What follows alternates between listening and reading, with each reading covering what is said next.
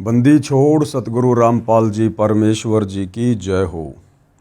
परम पिता परमात्मा सारी सृष्टि के रचनहार कुल मालिक असंख्य ब्रह्मांडों के स्वामी जगत गुरु तीनों लोकों में प्रवेश करके सबका धारण पोषण करने वाले राजाधिराज आत्माधार नाथों के नाथ देवों के देव महादेव सर्वेश्वर महेश्वर मृत्युंजय अजरो अमर आदि अनादि सनातनी प्रभु जगत पिता जगदीश्वर श्री श्री 1008 की उपाधि के वास्तविक अधिकारी अकाल मूरत सौद स्वरूपी राम वासुदेव सर्वगतम ब्रह्म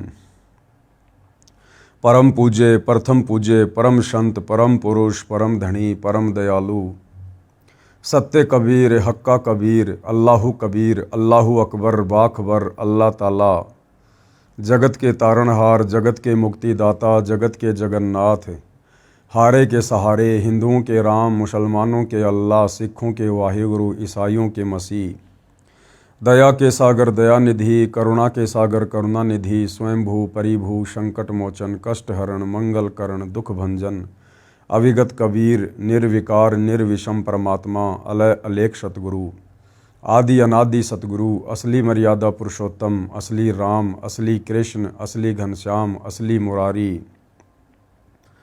राजाओं के राजा महाराजाओं के महाराजा शहंशाहों के शहंशाह सम्राटों के सम्राट भगवानों के भगवान अल्लाहों के अल्लाह प्रभुओं के प्रभु मसीहाओं के मसीह सच्चे वाहिगुरु बाबाओं के बाबा पीरों के पीर सेठों के सेठ जगत सेठ सावड़सा सेठ सर्वगुण संपन्न अनंत कोटि कलाओं के स्वामी अनंत कोटि ब्रह्मांडों के नायक योगियों में महायोगी ध्यानियों में महाध्यानी सिद्धों में परम सिद्ध ज्ञानियों में तत्व ज्ञानी ब्रह्म ज्ञानी महाज्ञानी परम ज्ञानी सर्वश्रेष्ठ ज्ञानी विज्ञानी युवा कबीर समर्थ कबीर असमवात अमित ओझा सच्चे रहनुमा करीम अल्लाह सुभान अल्लाह दुनिया के अंतिम पैगंबर 8 सितंबर 1951 से गांव धनाना जिला सोनीपत हरियाणा भारतवर्ष की पावन भूमि पे प्रकट रियल कल्कि भगवान श्री नारायण साकार हरि श्री बाबा साहेब नूर अनंत परमात्मा सच्चे दरवेश सच्चे बाखबर संत श्रोमणी सतगुरु रामपाल जी परमेश्वर जी के चरण कमल में साध संगति से जुड़े हुए देश विदेश से आप और हम सभी सत्सेवक भाई बहनों का अनंत कोटि दंडवत प्रणाम। सत्साई भाई और बहनों, बहुत बड़ी दया बहुत बड़ी मेहर पूज्य गुरुदेव भगवान की परमेश्वर रामपाल जी की, जिनके शुभ आशीर्वाद से विशेष आशीर्वाद से आप और हम सभी भाई बहन विशेषकर हिंदू समाज से जुड़े श्रद्धालुओं को अपने ही धर्म के विषय में अपने ही पंथ के विषय में अपने ही धर्म की पवित्र पुस्तकों के विषय में वो गूढ़ और अनसुनी सच्चाई अब सुनने और समझने को मिल रही है, जो सच्चाई हमें सदियों से हमारे ज्ञानहीन धर्म गुरु नहीं बता पाए नहीं समझा पाए। और इस अनसुनी आध्यात्मिक सच्चाई से दूर रहने के चलते हमारे पूर्वज मृत्यु उपरांत पशु योनि में चले गए, पक्षी योनि में चले गए, नरक में चले गए, वो भूत बने हुए फिर रहे हैं। और अब हमारे से हमारे धर्मगुरु हमारे उन्हीं भूत बने पूर्वजों के श्राद्ध वगैरह निकलवा रहे हैं, हमसे प्रेत पूजा करवा रहे हैं, भूत पूजा करवा रहे हैं, पितृ पूजा करवा रहे हैं। इस आध्यात्मिक ज्ञान की नासमझी के कारण हमारे धर्मगुरुओं ने हमारे पूर्वजों की दुर्गति करवा दी और हमारी भी दुर्गति करवाने की दिशा में हमें आगे बढ़ा रहे थे। भाइयों और बहनों, हम कोटि कोटि शुक्रिया अदा करते हैं सतगुरु रामपाल जी का, जिन्होंने समय पर आकर हमें संभाल लिया, हमें शास्त्र अनुकूल सत भक्ति ज्ञान देकर मार्ग देकर हमें उबार लिया और अब हमें भक्ति के सही मार्ग पर चलने के लिए प्रेरित कर रहे हैं। तो भाइयों और बहनों, ये पवित्र पुस्तक जिसके ऊपर वीडियो बनाने की श्रृंखला जारी है, इसी श्रृंखला में आज इस पवित्र पुस्तक हिंदू साहिबान नहीं समझे गीता वेद पुराण, इसका 11वें नंबर का वीडियो है। और प्रत्येक वीडियो में गुरुदेव भगवान के आशीर्वाद से हिंदू समाज से जुड़े श्रद्धालुओं को अध्यात्म के विषय में काफ़ी गहन जानकारियाँ प्राप्त हो रही हैं। और भाइयों और बहनों, जब तक हमें इस बात का पता नहीं चलेगा कि सृष्टि की रचना कैसे हुई है, आप और हम कौन हैं, क्यों पैदा हो रहे हैं, क्यों मर रहे हैं, इस जन्म से पहले हम कहाँ थे, किस योनि में थे, और यदि सत भक्ति शास्त्र अनुकूल सच्चे सतगुरु से लेकर नहीं की तो ये शरीर छूटने के बाद हम कहाँ जाएंगे, किस लोक में जाएंगे, किस योनि में जाएंगे, हमारे बच्चे कहाँ जाएंगे, हमारा परिवार कहाँ जाएगा। तो जब तक भाई और बहनों हमें इस गूढ़ सच्चाई का पता नहीं चलेगा, जिस गूढ़ सच्चाई को आत्मज्ञान कहते हैं, यानी जीव की अपने विषय में संपूर्ण जानकारी आत्मज्ञान के अंतर्गत आती है, तो जब तक हमें आत्मज्ञान नहीं होगा तब तक हम परमात्म ज्ञान को प्राप्त करने की दिशा में आगे नहीं बढ़ेंगे, हमारी रुचि नहीं बन पाएगी। और जब हमारे को परमात्म ज्ञान की दिशा में आगे बढ़ने की प्रेरणा मिलेगी तो फिर हमारे लिए ये जानना अति आवश्यक हो जाता है कि ये हमारे देवी देवता कौन हैं, ये ब्रह्मा विष्णु महेश कौन हैं, हम जीव श्रेणी में क्यों हैं, वो देव श्रेणी में क्यों हैं, परमात्मा कौन है, कैसा है, कहाँ रहता है, कैसे मिलेगा। इन शास्त्रों में परमात्मा की भक्ति से प्राप्त जिन सुखों का वर्णन है वो सुख भक्ति करते करते हमें क्यों नहीं प्राप्त हो रहे, किस विधि से वो सुख मिलेंगे। फिर भाइयों और बहनों हम इस परमात्म ज्ञान को प्राप्त करने की दिशा में सोचेंगे और सोचेंगे तो निसंदेह फिर हमें रास्ता भी मिलेगा, और रास्ता मिलेगा तो फिर हम निसंदेह आगे की ओर बढ़ने का भी प्रयास करेंगे।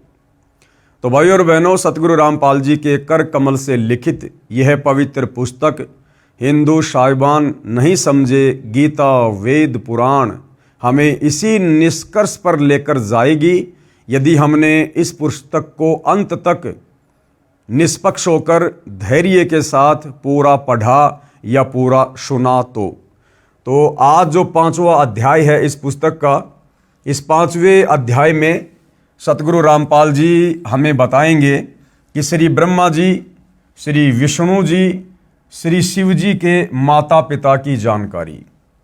तत्व ज्ञान के अभाव में सदियों से हमारे तमाम धर्म गुरुओं ने, आचार्य शंकराचार्यों ने ब्रह्मा विष्णु महेश जी के विषय में हमें यही बताया, यही पढ़ाया, यही समझाया कि ब्रह्मा विष्णु महेश ही इस सृष्टि को चला रहे हैं। ब्रह्मा जी सृष्टि की उत्पत्ति करते हैं, विष्णु जी इसका पालन पोषण करते हैं और शंकर जी फिर संहार करते हैं। ये तीनों देवता ही सर्वश्रेष्ठ हैं, इनसे ऊपर कोई भगवान नहीं है, कोई परमात्मा नहीं है।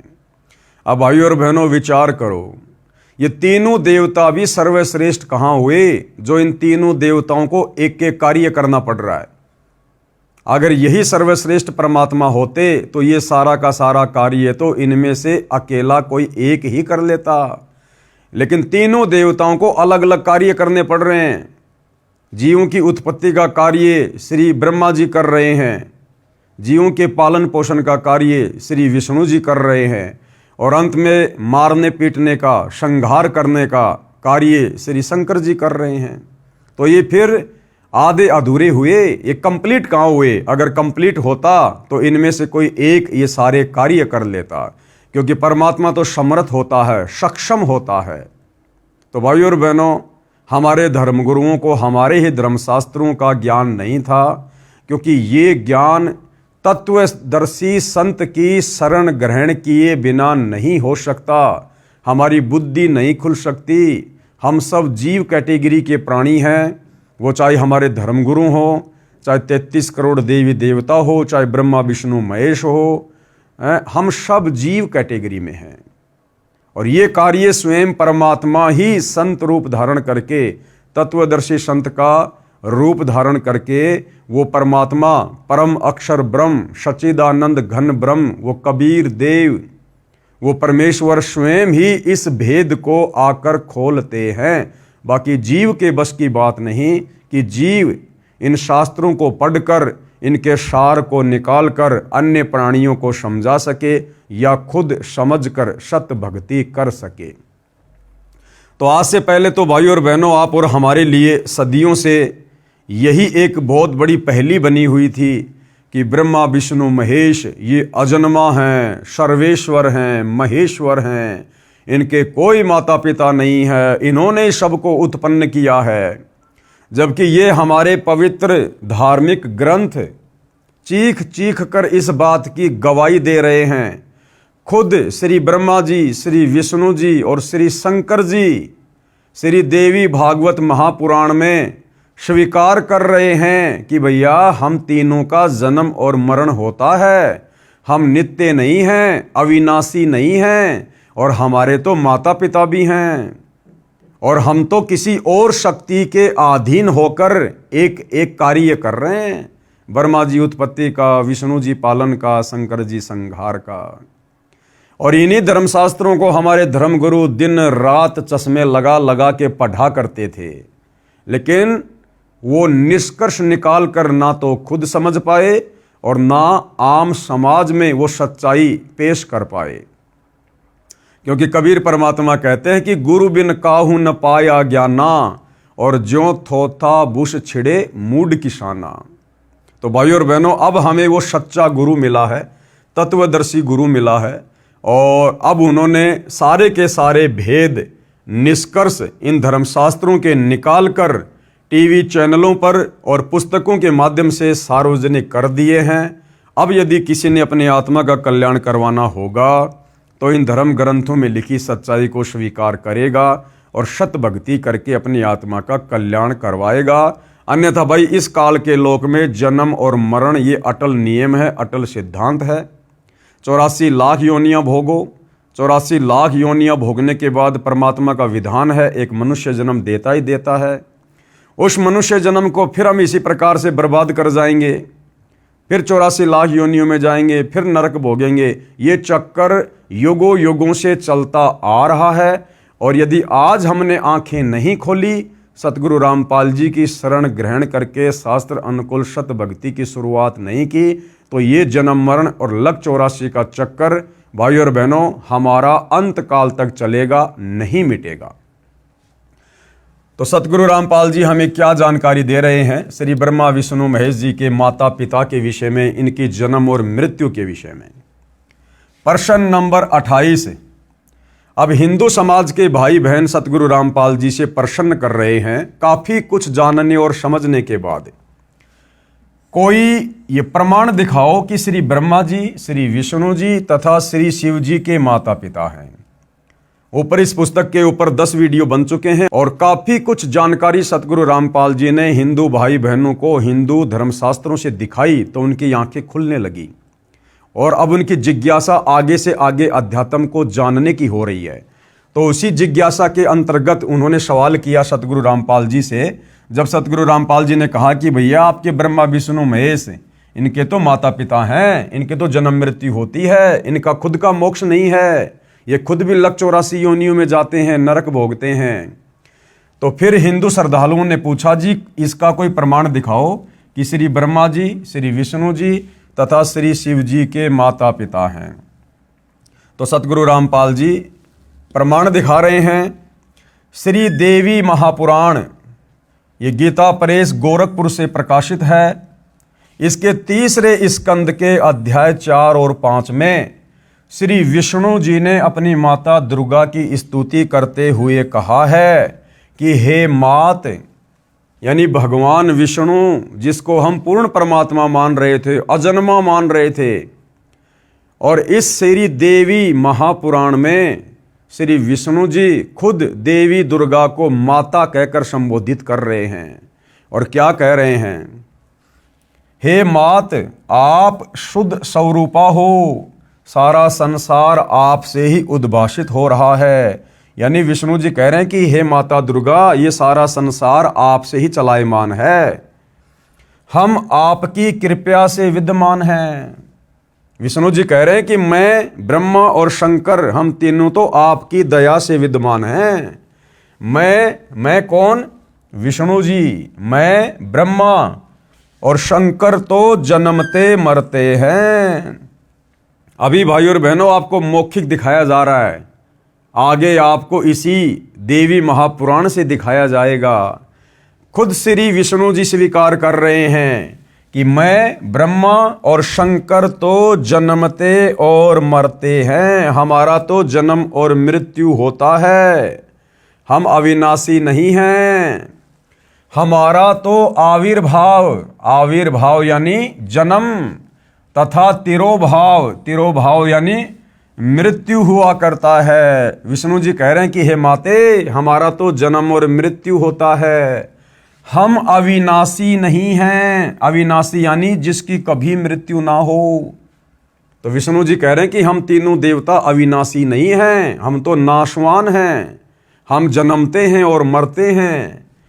तुम ही जगत जननी और सनातनी देवी हो और प्रकृति देवी हो। और विष्णु जी अपनी माता दुर्गा जी को क्या कह रहे हैं कि तुम ही जगत की जननी यानी सारे संसार को जन्म देने वाली, और सनातनी देवी, सनातनी यानी सबसे पहले वाली, तुम ही सनातनी देवी हो और प्रकृति देवी हो। प्रकृति भी दुर्गा जी को कहा जाता है। अब श्री विष्णु जी को केवल इतना ही ज्ञान है, अपने विषय में इन्होंने सच्चाई बता दी, परंतु अब श्री विष्णु जी देवी दुर्गा से ऊपर नहीं जानते कि कोई और भी भगवान है, कोई और भी परमात्मा है। जबकि भाई और बहनों, आपको कल 10वें नंबर के वीडियो में इसी पवित्र पुस्तक से हिंदू धर्मशास्त्रों का हवाला देते हुए आप जियों को साबित कर दिया गया कि देवी दुर्गा भी राजा हिमालय को ज्ञान देते समय इसी देवी महापुराण में साफ साफ कह रही है अपने भगत हिमालय को कि और सब बातें छोड़ दे, यानी मेरी दुर्गा की पूजा भक्ति भी छोड़ दे और उस ब्रह्म की साधना कर जिसका ओम मंत्र है, तेरा कल्याण हो। यानी विष्णु जी तो देवी दुर्गा से ऊपर किसी को नहीं जानते, और देवी दुर्गा अपने से ऊपर उस ब्रह्म की भक्ति करने के लिए कह रही है। और वो ब्रह्म यानी वो काल जो गीता का ज्ञान देता है, वो गीता जी में अध्याय 18 श्लोक नंबर 62 में अर्जुन को अपने से अन्य किसी और परम अक्षर ब्रह्म अविनाशी परमात्मा की भक्ति करने के लिए कह रहा है। तो भाई और बहनों, हमारे धर्म गुरुओं का अध्यात्म ज्ञान तो घुटनों में था, घुटनों में। और श्री ब्रह्मा विष्णु महेश को भी आध्यात्मिक ज्ञान नहीं था कंप्लीट। अगर श्री विष्णु जी को वेदों का ज्ञान होता, कंप्लीट आध्यात्मिक ज्ञान होता, तो देवी दुर्गा को सनातनी देवी कहकर संबोधित नहीं करता। तो क्या कह रहे हैं कि तुम ही जगत जननी हो और सनातनी देवी हो और प्रकृति देवी हो। अब शंकर भगवान क्या कह रहे हैं भाई और बहनों, अब शंकर जी के भी आध्यात्मिक ज्ञान का निष्कर्ष आप जियों के सामने है कि शंकर जी को कितना ज्ञान है। भगवान शंकर बोले, हे माता, यानी शंकर जी भी दुर्गा जी को अपनी मां कहकर संबोधित कर रहे हैं। अब देख लो भाई और बहनों, हमारे धर्मगुरु कहा करते थे कि देवी दुर्गा का कोई पति नहीं है।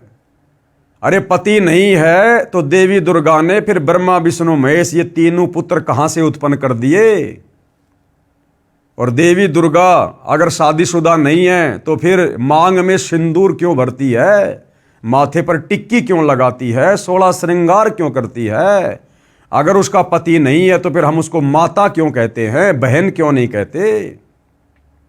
तो भाइयों और बहनों, अध्यात्म की कमी के कारण अब भगवान शंकर बोले, हे माता, विष्णु के बाद उत्पन्न होने वाला ब्रह्मा जब आपका पुत्र है तो क्या मैं तमोगुणी लीला करने वाला शंकर तुम्हारी संतान नहीं हुआ, अर्थात मुझे भी उत्पन्न करने वाली तुम ही हो। अब शंकर जी ने भी बिल्कुल निष्कर्ष दे दिया। भाई विष्णु जी ने तो पहले कह दिया कि तुम जगत जननी हो, सनातनी देवी हो, हम तो जन्मते और मरते हैं, हे माता। उसके बाद शंकर जी भी कह रहे हैं कि हे माता, जब ब्रह्मा और विष्णु भी तुम्हारी संतान है, तुम्ही से उत्पन्न हुए हैं, तो क्या मैं तमोगुणी लीला करने वाला शंकर क्या तुम्हारी संतान नहीं हुआ, अर्थात मैं भी तुम्ही से उत्पन्न हूं। शंकर जी ने भी फाइनल कर दिया कि मेरी भी माता यही दुर्गा है, मुझ शंकर का जन्म भी दुर्गा देवी से हुआ है। एक बार ध्यान से पढ़िए। भगवान शंकर बोले, हे माता, विष्णु के बाद उत्पन्न होने वाला ब्रह्मा जब आपका पुत्र है तो क्या मैं तमोगुणी लीला करने वाला शंकर तुम्हारी संतान नहीं हुआ, अर्थात मुझे भी उत्पन्न करने वाली तुम ही हो। इस देवी महापुराण के उल्लेख से सिद्ध हुआ कि श्री ब्रह्मा जी, श्री विष्णु जी तथा श्री शंकर जी को जन्म देने वाली माता श्री दुर्गा देवी अर्थात अष्टंगी देवी यानी 8 भुजा वाली देवी है और तीनों नाशवान हैं। और ये तीनों ब्रह्मा विष्णु महेश तो नाशवान हैं, क्योंकि जिसका जन्म होता है उसकी मृत्यु भी होती है, वो अविनाशी नहीं हो सकता। अब भाइयों और बहनों, आपको ये प्रमाण दिया जाएगा, हिंदू धर्मशास्त्रों से प्रमाण दिया जाएगा। पेश है श्रीमद् देवी भागवत यानी देवी पुराण, इसके 3रे स्कंद के अध्याय 4 और 5 से संबंधित प्रकरण की फोटोकॉपी। संक्षिप्त देवी भागवत आपकी आंखों के सामने है, देखिएगा। श्री विष्णु जी कह रहे हैं दुर्गा जी की स्तुति करते हुए, तुम शुद्ध स्वरूपा हो, ये संसार तुम्ही से उद्भासित हो रहा है। विष्णु जी कह रहे हैं कि हे माता दुर्गा, तुम शुद्ध स्वरूपा हो और ये सारा संसार तुम्ही से प्रकाशमय है। मैं यानी विष्णु, ब्रह्मा और शंकर हम सभी तुम्हारी कृपा से विद्यमान हैं। हमारा आविर्भाव यानी जन्म और तिरोभाव यानी मृत्यु हुआ करता है। केवल तुम ही नित्य हो यानी तुम ही सदा रहती हो, जगत जननी हो, प्रकृति और सनातनी देवी हो। विष्णु जी ने क्लियर कर दिया कि भैया हम तो तीनों जन्मते और मरते हैं। अब भगवान शंकर क्या कह रहे हैं? शंकर जी कह रहे हैं, भगवान शंकर बोले, देवी यदि महाभाग विष्णु तुम्ही से प्रकट हुए हैं, यदि विष्णु जी का जन्म तुम्ही से हुआ है, तो उनके बाद उत्पन्न होने वाले ब्रह्मा भी तुम्हारे ही बालक हुए।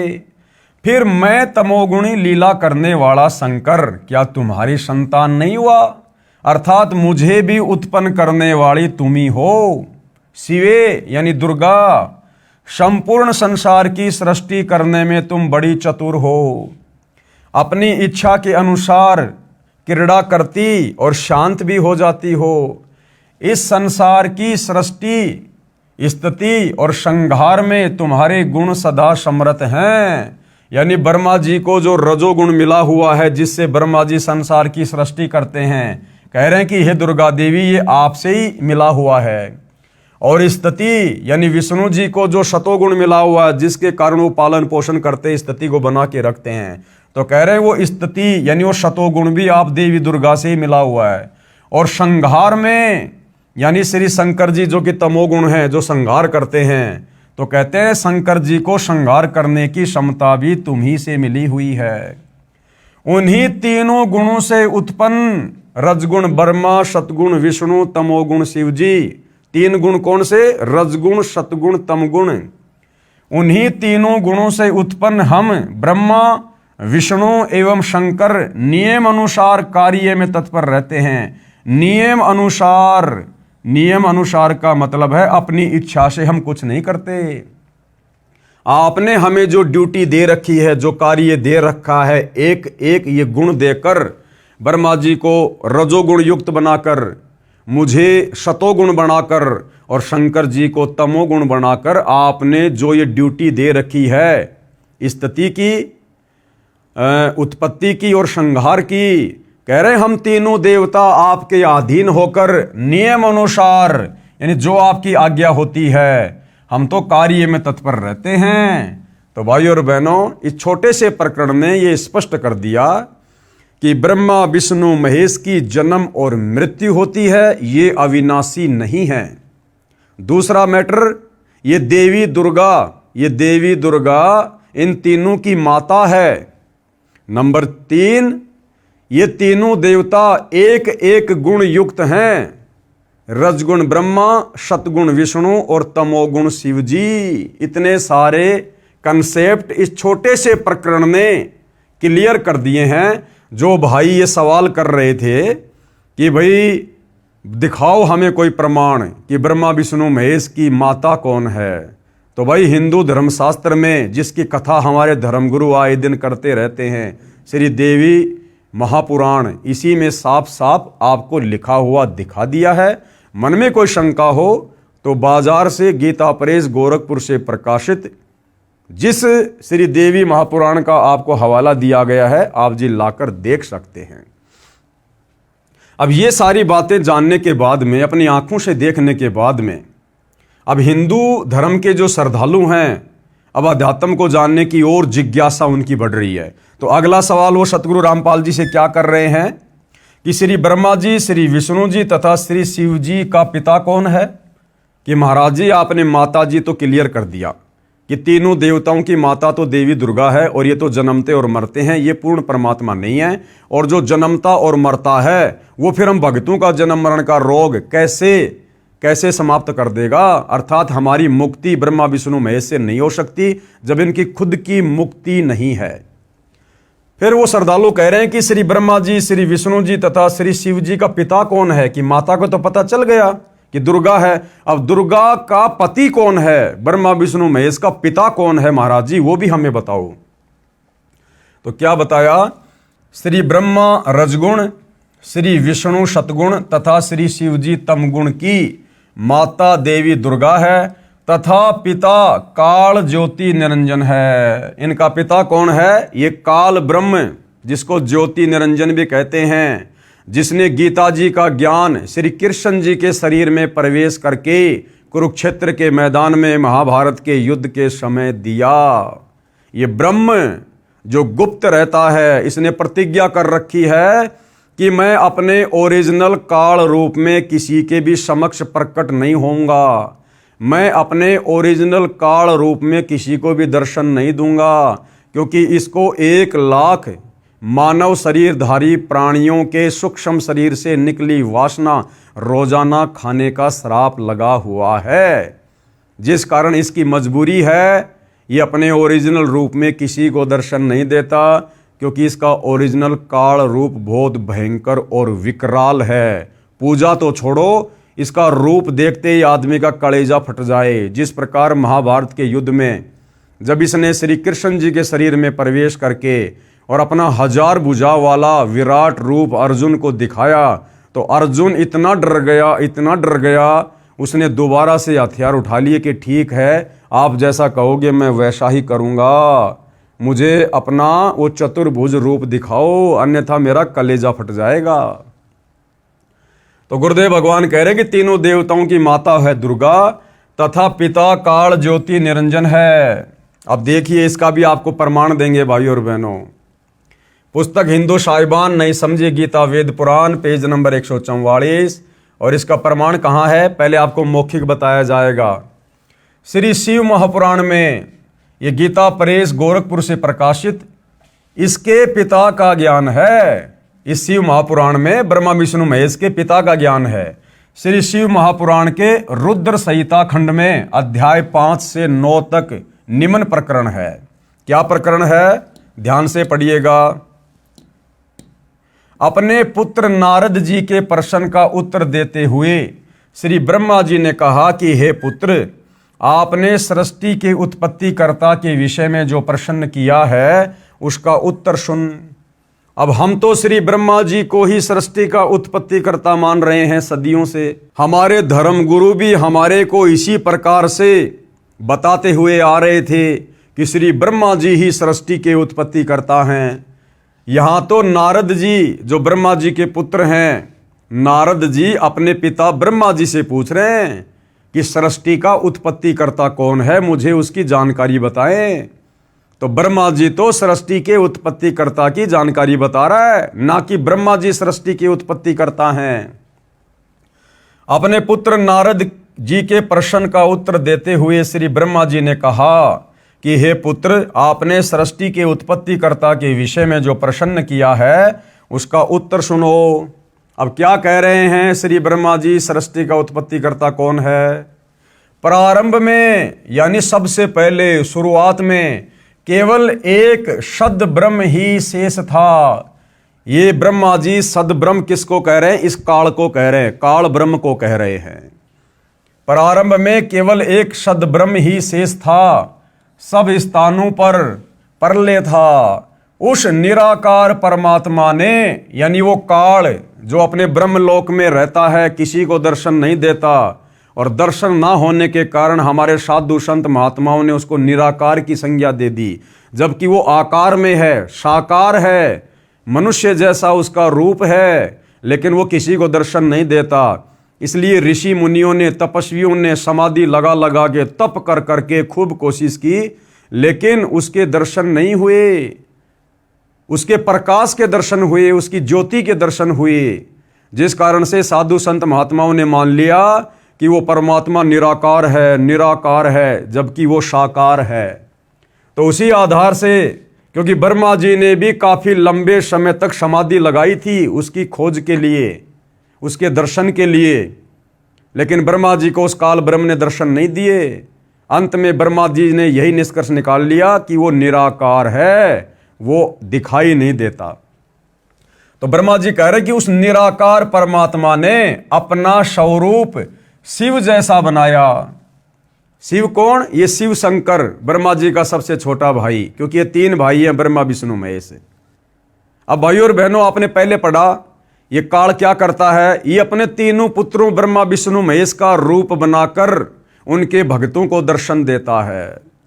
तो ब्रह्मा जी यह क्या कह रहे हैं कि उस निराकार परमात्मा ने शिव का आकार बनाया, शिव का रूप बनाया। अब विचार करो भाई और बहनों, एक तरफ तो ब्रह्मा जी कह रहे हैं कि भाई वो निराकार परमात्मा है, निराकार यानी जिसका कोई रूप है ही नहीं। उस निराकार परमात्मा ने अपना स्वरूप शिव जैसा बनाया। अब वो निराकार कैसे रह गया जब उसने शिव के जैसा, शंकर जी के जैसा अपना रूप बना लिया? तो वो निराकार कैसे हुआ भाई? तो ये इनकी आध्यात्मिक अज्ञानता है ब्रह्मा विष्णु महेश जी की। उस निराकार परमात्मा ने यानी काल ने अपना स्वरूप शिव जैसा बनाया, क्योंकि वो अपने ओरिजिनल रूप में तो आ नहीं सकता। उसने प्रतिज्ञा कर रखी है, सौगंध खा रखी है कि ये मेरा अटल नियम है, मैं किसी को भी अपने ओरिजिनल काल रूप में दर्शन नहीं दूंगा। तो उसकी मजबूरी हो जाती है अपने तीनों बेटों के रूप बनाकर लोगों को दर्शन देने की। तो उस काल ने अपना शिव जैसा रूप बनाया, उसको सदाशिव कहा जाता है। उसने अपने शरीर से एक स्त्री निकाली, कौन? दुर्गा। अब ब्रह्मा जी क्या कह रहे हैं? अब भाइयों और बहनों, ये श्री ब्रह्मा जी का आधा अधूरा ज्ञान है। कह रहा कि उस निराकार सदाशिव ने, उस निराकार परमात्मा ने जिसने शिव रूप बनाया, जिसको सदाशिव भी कहते हैं यानी काल, उसने अपने शरीर से एक स्त्री निकाली। वो स्त्री कौन? दुर्गा, जो आगे चलकर उसकी पत्नी कहलाई। अब बताओ भाइयों और बहनों, अब मेरे शरीर से यदि कोई बेटा या बेटी उत्पन्न होगी तो वो क्या कहलाएगी मेरी? या तो बेटा या बेटी। किसी स्त्री के शरीर से कोई बच्चा उत्पन्न होगा या किसी पुरुष के सहयोग से कोई बच्चा उत्पन्न होगा तो वो क्या कहलाएगा? उसकी संतान कहलाएगा। लेकिन यहां पर इस काल ने, ब्रह्मा जी कह रहे हैं कि अपने शरीर से एक स्त्री निकाली, उत्पन्न की।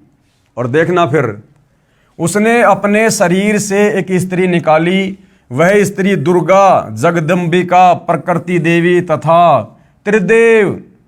त्रिदेव कौन? ब्रह्मा विष्णु तथा शिव की जननी कहलाई। इन तीनों देवताओं को जन्म देने वाली माता कहलाई, जिसकी 8 भुजाएं हैं। इसी को शिवा भी कहा है। यानी शिव जैसा रूप यहां किसने बनाया? काल ने। और काल ने अपने शरीर से जिस स्त्री को बाहर निकाला उसको उसने क्या बनाया? शिवा यानी दुर्गा, यानी अपनी पत्नी। अब भाइयों और बहनों, वास्तव में ये माजरा क्या है?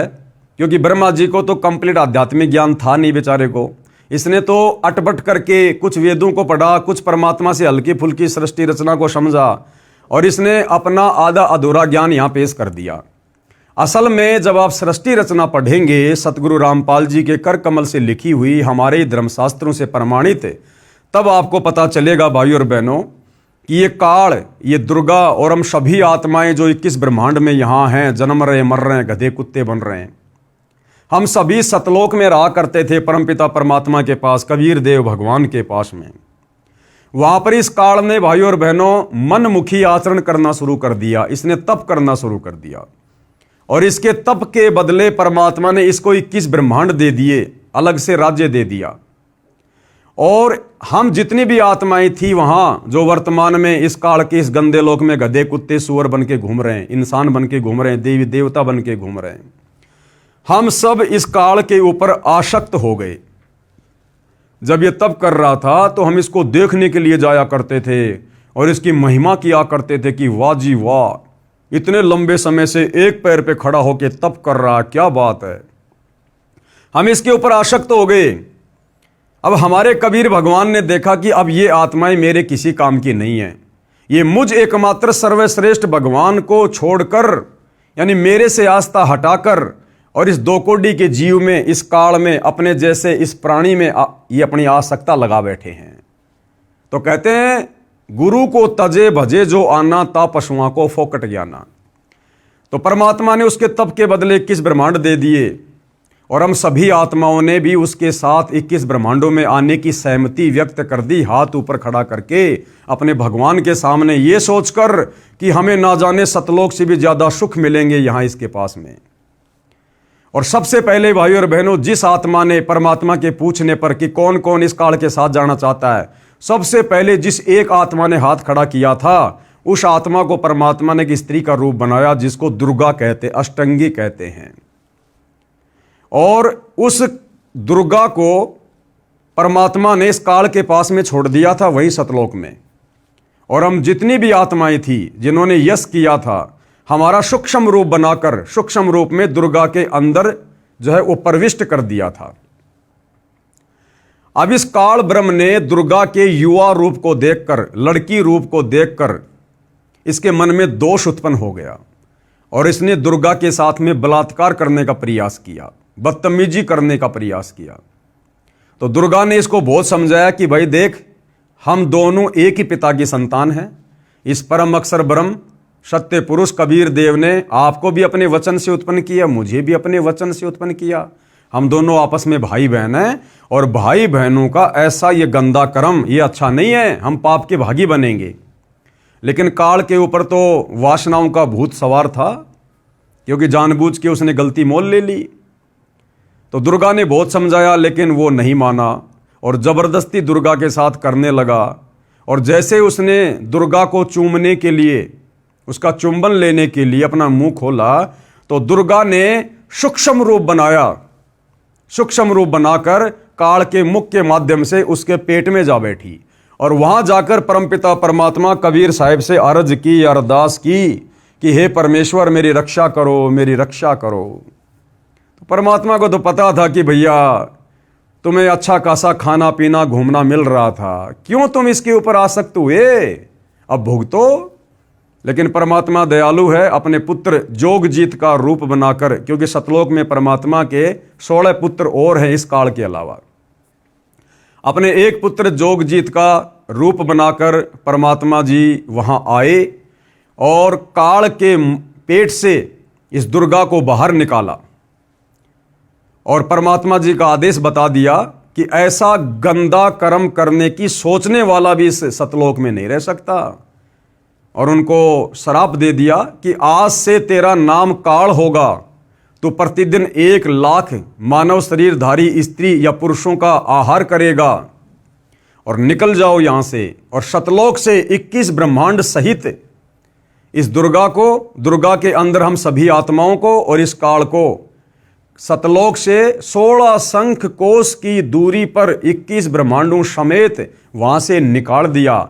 और ये वचन बोलते ही वो 21 ब्रह्मांड विमान की तरह चल पड़े और 16 शंख कोश की दूरी पर आकर स्थिर हो गए, जहां हम लोग रह रहे हैं। उसके बाद भाई और बहनों, इस काल ने फिर अपनी मनमानी की कि अब मेरा कौन क्या बिगाड़ेगा, मुझे सतलोक से तो धक्के मार के निकाल ही दिया परमात्मा ने, अब मेरा कौन क्या बिगाड़ेगा। फिर इसने दुर्गा के साथ में शारीरिक संबंध बनाए और शारीरिक संबंध बनाकर फिर ये 3 पुत्र ब्रह्मा विष्णु महेश इसने उत्पन्न किए। और इनको उत्पन्न करके फिर इस काल ने प्रतिज्ञा की कि मैं आज के बाद किसी के सामने प्रकट नहीं होऊंगा, अपने ओरिजिनल काल रूप में किसी को दर्शन नहीं दूंगा। और इन तीनों बेटों के माध्यम से दुर्गा के द्वारा हम सब की यहां पर इसने दुर्गति करवा रखी है। ब्रह्मा के माध्यम से उत्पत्ति करवाता है, विष्णु के माध्यम से पालन पोषण करवाता है और शंकर जी के माध्यम से हमारा संहार करवाता है। इस प्रकार ये काल प्रतिदिन 1 लाख मानव शरीरधारी स्त्री पुरुषों का आहार करता है। हम मरने के बाद कहाँ जाते हैं? सबसे पहले सूक्ष्म शरीर में ये आत्मा वहीं जाती है और सूक्ष्म शरीर से फिर ये जमा वासना को निकाल के खाता है, जो इसका भोजन है। तो सृष्टि रचना के माध्यम से हमें पता चलेगा। तो इस प्रकार से श्री ब्रह्मा जी नारद को कुछ तो सृष्टि रचना सुनकर आधी अधूरी और कुछ वेदों को पढ़कर कह रहा है कि उस सदाशिव ने अपने शरीर से एक स्त्री को निकाला जिसको शिवा कहा जाता है। तो वो कबीर परमात्मा ने अपने पुत्र जोगजीत का रूप बनाकर काल के पेट से दुर्गा को बाहर निकाला था। ये दोनों फिर आपस में पति पत्नी कहलाए इस लोक में आने के बाद। अब ध्यान से पढ़िए, अब समझ में आएगा। प्रारंभ में केवल एक सद्ब्रह्म ही शेष था, सब स्थानों पर प्रलय था। उस निराकार परमात्मा ने, काल के विषय में कह रहा है, अपना स्वरूप शिव जैसा बनाया, क्योंकि खुद तो अपने रूप में आता नहीं, उसको सदाशिव कहा जाता है। उसने अपने शरीर से एक स्त्री निकाली, वह स्त्री दुर्गा, जगदम्बिका, प्रकृति देवी तथा त्रिदेव ब्रह्मा विष्णु तथा शिव की जननी कहलाई, जिसकी 8 भुजाएं हैं। इसी को शिवा भी कहा है, यानी दुर्गा को ही शिवा कहा जाता है। श्री विष्णु जी की उत्पत्ति, अब श्री ब्रह्मा जी बता रहे हैं अपने बेटे नारद को कि विष्णु जी की उत्पत्ति कैसे हुई। सदाशिव और शिवा, यानी सदाशिव यानी वो काल और शिवा यानी दुर्गा ने पति पत्नी रूप में रहकर एक पुत्र की उत्पत्ति की, उसका नाम विष्णु रखा। तो विष्णु जी के पिता कौन हुए?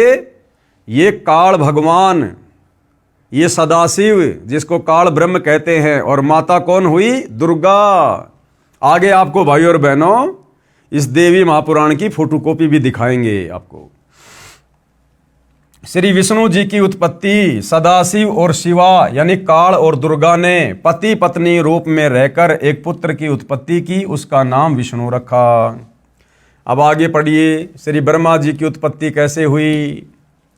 श्री ब्रह्मा जी की उत्पत्ति, श्री ब्रह्मा जी ने बताया कि जिस प्रकार विष्णु जी की उत्पत्ति शिव तथा शिवा के संयोग यानी काल और दुर्गा के संयोग यानी भोग विलास से हुई है, उसी प्रकार शिव और शिवा ने यानी काल और दुर्गा ने मेरी यानी ब्रह्मा की भी उत्पत्ति की। तो ब्रह्मा जी का भी पिता कौन हुआ? ये काल ब्रह्म, और माता कौन हुई? दुर्गा। नोट, यहां पर शिव को काल ब्रह्म जाने, शिवा को दुर्गा जाने। अदालत नोट करे, क्योंकि आने वाले समय में भाइयों और बहनों ये सारी बातें अदालतों में रखी जाएंगी, इन धर्मशास्त्रों से प्रमाणित किया जाएगा। इसलिए सतगुरु रामपाल जी ने पहले यहां पर कोष्टक में लिख दिया, अदालत नोट करे। इस रुद्र संहिता खंड में शंकर जी की उत्पत्ति का प्रकरण नहीं है। अब इस रुद्र संहिता में श्री शंकर जी की उत्पत्ति का जो प्रकरण है कि शंकर जी की उत्पत्ति कैसे हुई, ये इस अनुवादकर्ता ने जानबूझ के नहीं लिखा। क्यों नहीं लिखा? क्योंकि इसको आध्यात्मिक ज्ञान नहीं था, इसको तत्व ज्ञान नहीं था। अब इसने सोचा यदि मैं शिव जी की उत्पत्ति दिखा दूंगा तो फिर मैं ये कैसे सिद्ध करूंगा कि वो सदाशिव कौन था, फिर वो सदाशिव मैं कैसे सिद्ध करूंगा, क्योंकि इनकी बुद्धि काल ब्रह्म तक नहीं जा रही थी। इन अनुवादकर्ताओं की ये केवल ब्रह्मा विष्णु शिव को ही फाइनल मानते थे, इनसे ऊपर किसी को नहीं मानते थे। तो इसने सोचा कि मैंने यहां पर सदाशिव को दिखा दिया, मैंने यहां पर श्री विष्णु जी को दिखा दिया, मैंने यहां श्री ब्रह्मा जी को दिखा दिया। अब अगर मैं शिव जी को दिखाऊंगा तो फिर ये चौथा माना जाएगा और कोई भी मेरी बात को स्वीकार नहीं करेगा। तो जानबूझकर इसने इस प्रकरण को छोड़ दिया। लेकिन भाई और बहनों, आप जी ने ऊपर श्री देवी महापुराण में, आप जी ने ऊपर श्री देवी महापुराण में साफ साफ देख लिया है, पढ़ लिया है। यहां पर श्री शंकर जी खुद अपनी उत्पत्ति बता रहे हैं।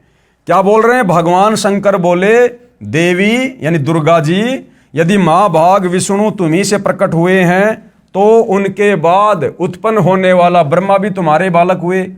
फिर मैं तमोगुणी लीला करने वाला शंकर यानी शिव क्या तुम्हारी संतान नहीं हुआ? अर्थात मुझे भी उत्पन्न करने वाली तुम ही हो।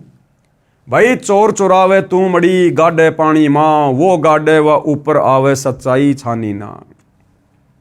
तो ये अनुवाद करता कहां कहां तक अपनी अज्ञानता को पेश करेंगे और सच्चाई को दबाएंगे। सच्चाई तो इन्हीं धर्मशास्त्रों में लिखी हुई है। तो यहां श्री शंकर ने भी अपनी उत्पत्ति इसी देवी दुर्गा से बताई है। और देवी दुर्गा का पति कौन है ये आपने देख लिया, ये काल ब्रह्म है, ये सदाशिव है।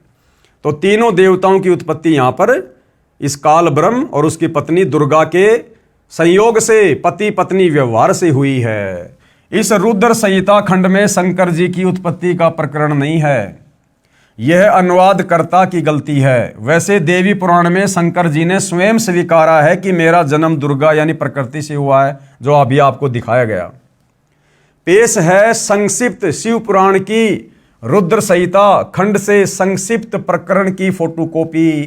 अभी तो आपको केवल मौखिक दिखाया गया है, अब आपको इसी पवित्र ग्रंथ से दिखाया जाएगा कि इन तीनों देवताओं की माता है दुर्गा और इनके पिता का नाम है काल ब्रह्म।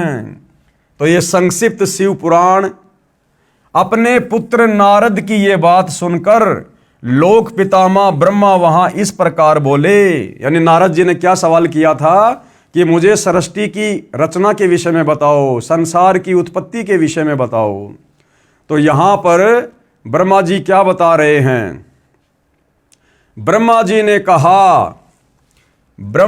कहा ब्रह्मन देव शिरोमणे, तुम सदा समस्त जगत के उपकार में ही लगे रहते हो। तुमने लोगों के हित की कामना से ये बहुत उत्तम बात पूछी है, जिसके सुनने से संपूर्ण लोगों के समस्त पापों का क्षय हो जाता है। उस अनामे शिव तत्व का मैं तुमसे वर्णन करता हूँ। शिव तत्व का स्वरूप बड़ा ही उत्कृष्ट और अद्भुत है। जिस समय समस्त चराचर जगत नष्ट हो गया था, सर्वत्र केवल अंधकार ही अंधकार था, न सूर्य दिखाई देते थे न चंद्रमा, अनन्य ग्रहों और नक्षत्रों का भी पता नहीं था, न दिन होता था न रात, अग्नि पृथ्वी वायु और जल भी सत्ता नहीं थी। प्रधान तत्व अव्याकृत प्रकृति से रहित सोना आकाश मात्र शेष था। दूसरे किसी तेज की उपलब्धि नहीं थी। यानी जब तक इस काल और दुर्गा को परमात्मा ने सतलोक से नहीं निकाला था, 21 ब्रह्मांड नहीं दिए थे, उस समय का वर्णन यहां पर ब्रह्मा जी कर रहे हैं कि उस समय कुछ भी नहीं था, ना ये सूर्य था, ना चंद्रमा था, ना जल था, कुछ भी नहीं था। अदृष्ट आदि का भी अस्तित्व नहीं था, यानी इस काल का भी अस्तित्व नहीं था। शब्द और स्पर्श भी साथ छोड़ चुके थे। गंध और रूप की अभिव्यक्ति नहीं होती थी। रस का भी अभाव हो गया था। दिशाओं का भी भान नहीं होता था। इस प्रकार सब और निरंतर सूची भेद घोर अंधकार फैला हुआ था। उस समय तत्सद ब्रह्म, यानी वो सदाशिव काल तत्सद ब्रह्म, इस श्रुति में जो सत्य सुना जाता है एकमात्र वही शेष था। जब यह वह ऐसा जो इत्यादि रूप से निर्दिष्ट होने वाला भावात्मक जगत नहीं था, उस समय एकमात्र वह सत्य ही शेष था, जिसे योगीजन अपने हृदयाकाश के भीतर निरंतर देखते हैं। वह सतत्व मन का विषय नहीं है। वाणी की भी वहां तक कभी पहुंच नहीं होती। वह नाम तथा रूप रंग से भी शून्य है। वह न स्थूल है, न कृश है, न हश्व है, न दीर्घ है तथा न लघु है, न गुरु। उसमें न कभी वृद्धि होती है, न हास होता है। श्रुति भी उसके विषय में चकित भाव से है। इतना ही कहती है, अर्थात उसकी सत्ता मात्र का ही निरूपण कर पाती है। उसका कोई विशेष विवरण देने में असमर्थ हो जाती है। वह सत्य ज्ञान स्वरूप अनंत परमानंदमय परम ज्योति स्वरूप अप्रमेय आधार रहित निर्विकार निराकार निर्गुण योगी गम्य सर्वव्यापी सबका एकमात्र कारण निर्विकल्प निरारंभ माया शून्य उपद्रव रहित अद्वितीय अनादि अनंत संकोच विकास से शून्य तथा चिन्मय है। जिस परब्रह्म के विषय में ज्ञान और अज्ञान से परिपूर्ण उक्तियों द्वारा इस प्रकार ऊपर बताए अनुसार विकल्प किए जाते हैं, उसने कुछ काल के बाद सृष्टि का समय आने पर द्वितीय की इच्छा प्रकट की। यानी काल ने कुछ समय बाद में ब्रह्मा जी कह रहे हैं कि द्वितीय की उत्पत्ति की, यानी अपने से अन्य किसी और को पैदा करने की सोची। उसके भीतर एक से अनेक होने का संकल्प उदित हुआ। तब उस निराकार परमात्मा ने यानी काल ब्रह्म ने अपनी लीला शक्ति से अपने लिए मूर्ति यानी आकार की कल्पना की। यानी वो शंकर जी अपने बेटे के रूप में आने की उसने लीला की। वह मूर्ति संपूर्ण ऐश्वर्य गुणों से संपन्न, सर्व ज्ञानमयी, शुभ स्वरूपा, सर्वव्यापिनी, सर्वरूपा, सर्वदर्शनी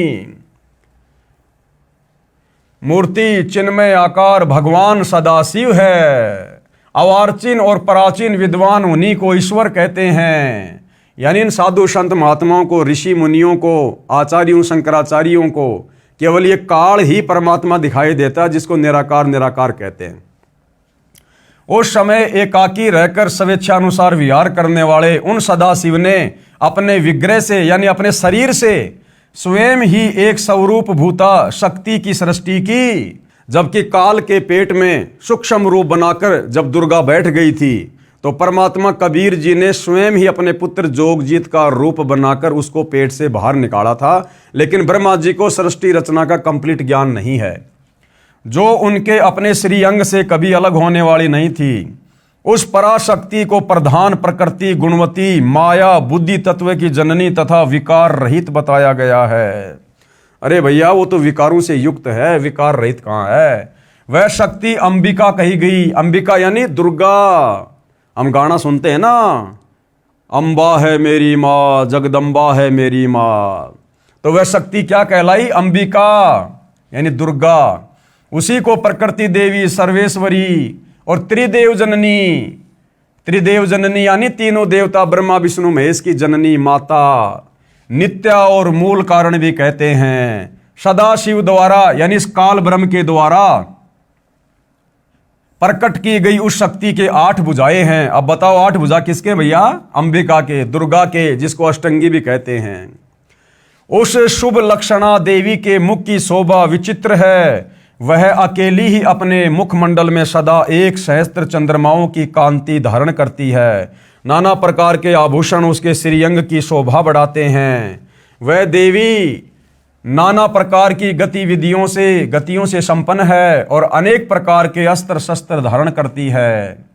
उसके खुले हुए नेत्र खिले हुए कमल के समान जान पड़ते हैं। वह अचिंत्य तेज से जगमगाती है। वह सबकी योनि है। सबकी योनि यानी इस काल ने सभी जीवों को दुर्गा के माध्यम से उत्पन्न किया है, पति पत्नी व्यवहार करके, और सदा उधमशील रहती है। एकाकिनी होने पर भी वह माया संयोगवशात अनेक हो जाती है। और वे जो सदाशिव हैं, ये दुर्गा का पति काल सदाशिव, उन्हें परम पुरुष ईश्वर शिव शंभु और महेश्वर कहते हैं। वे अपने मस्तक पर आकाश गंगा को धारण करते हैं। उनके भाल देश में चंद्रमा शोभा पाते हैं। उनके 5 मुख हैं और प्रत्येक मुख में 3-3 नेत्र हैं। उनका चित्त सदा प्रसन्न रहता है। वे 10 भुजाओं से युक्त और त्रिशूलधारी हैं। असल में ये 1 भुजा का स्वामी है, बाकी एक चाहे तो कम से कम 2 भुजा भी बना सकता है, 10 भी बना सकता है, 100 भी बना सकता है, लेकिन 1000 से ज़्यादा नहीं बना सकता, क्योंकि 1000 कलाओं का स्वामी है। उनके श्री अंगों की प्रभा, ये रुद्र संहिता चल रही है भाई और बहनों। उनके श्री अंगों की प्रभा कपूर के समान श्वेत गौर है। वे अपने सारे अंगों में भस्म रमाए रहते हैं। उन काल रूपी, देखो सच्चाई आ रही है भाई और बहनों, उन काल रूपी ब्रह्म ने एक ही समय शक्ति के साथ शिवलोक नामक क्षेत्र का निर्माण किया। उस काल रूपी ब्रह्म ने, कौन है ये? दुर्गा का पति काल ब्रह्म। उस काल रूपी ब्रह्म ने शिवलोक नामक क्षेत्र का निर्माण किया था। उस उत्तम क्षेत्र को ही काशी कहते हैं। वह परम निर्वाण या मोक्ष का स्थान है, जो सबके ऊपर विराजमान है। ये अपने वाली काशी नहीं, कोई सोचे ये बनारस वाली काशी नहीं, ऊपर के लोगों की बात हो रही है। वे प्रिया तथा प्रियतम रूप, प्रिया कौन? दुर्गा, और प्रियतम कौन? ये काल। शक्ति और शिवा यानी दुर्गा और ये काल जो शिव रूप धारण करता है, जो परमानंद स्वरूप है, उस मनोरम क्षेत्र में नित्य निवास करते हैं। काशीपुरी परमानंद रूपिणी है मुने। शिव और शिवा ने यानी काल और दुर्गा ने प्रलय काल में कभी उस क्षेत्र को अपने सानिध्य से मुक्त नहीं किया। यानी जब ब्रह्मा विष्णु महेश के लोकों में जब प्रलय आती है तो ये काल और दुर्गा उसी काशी नामक क्षेत्र में रहते हैं।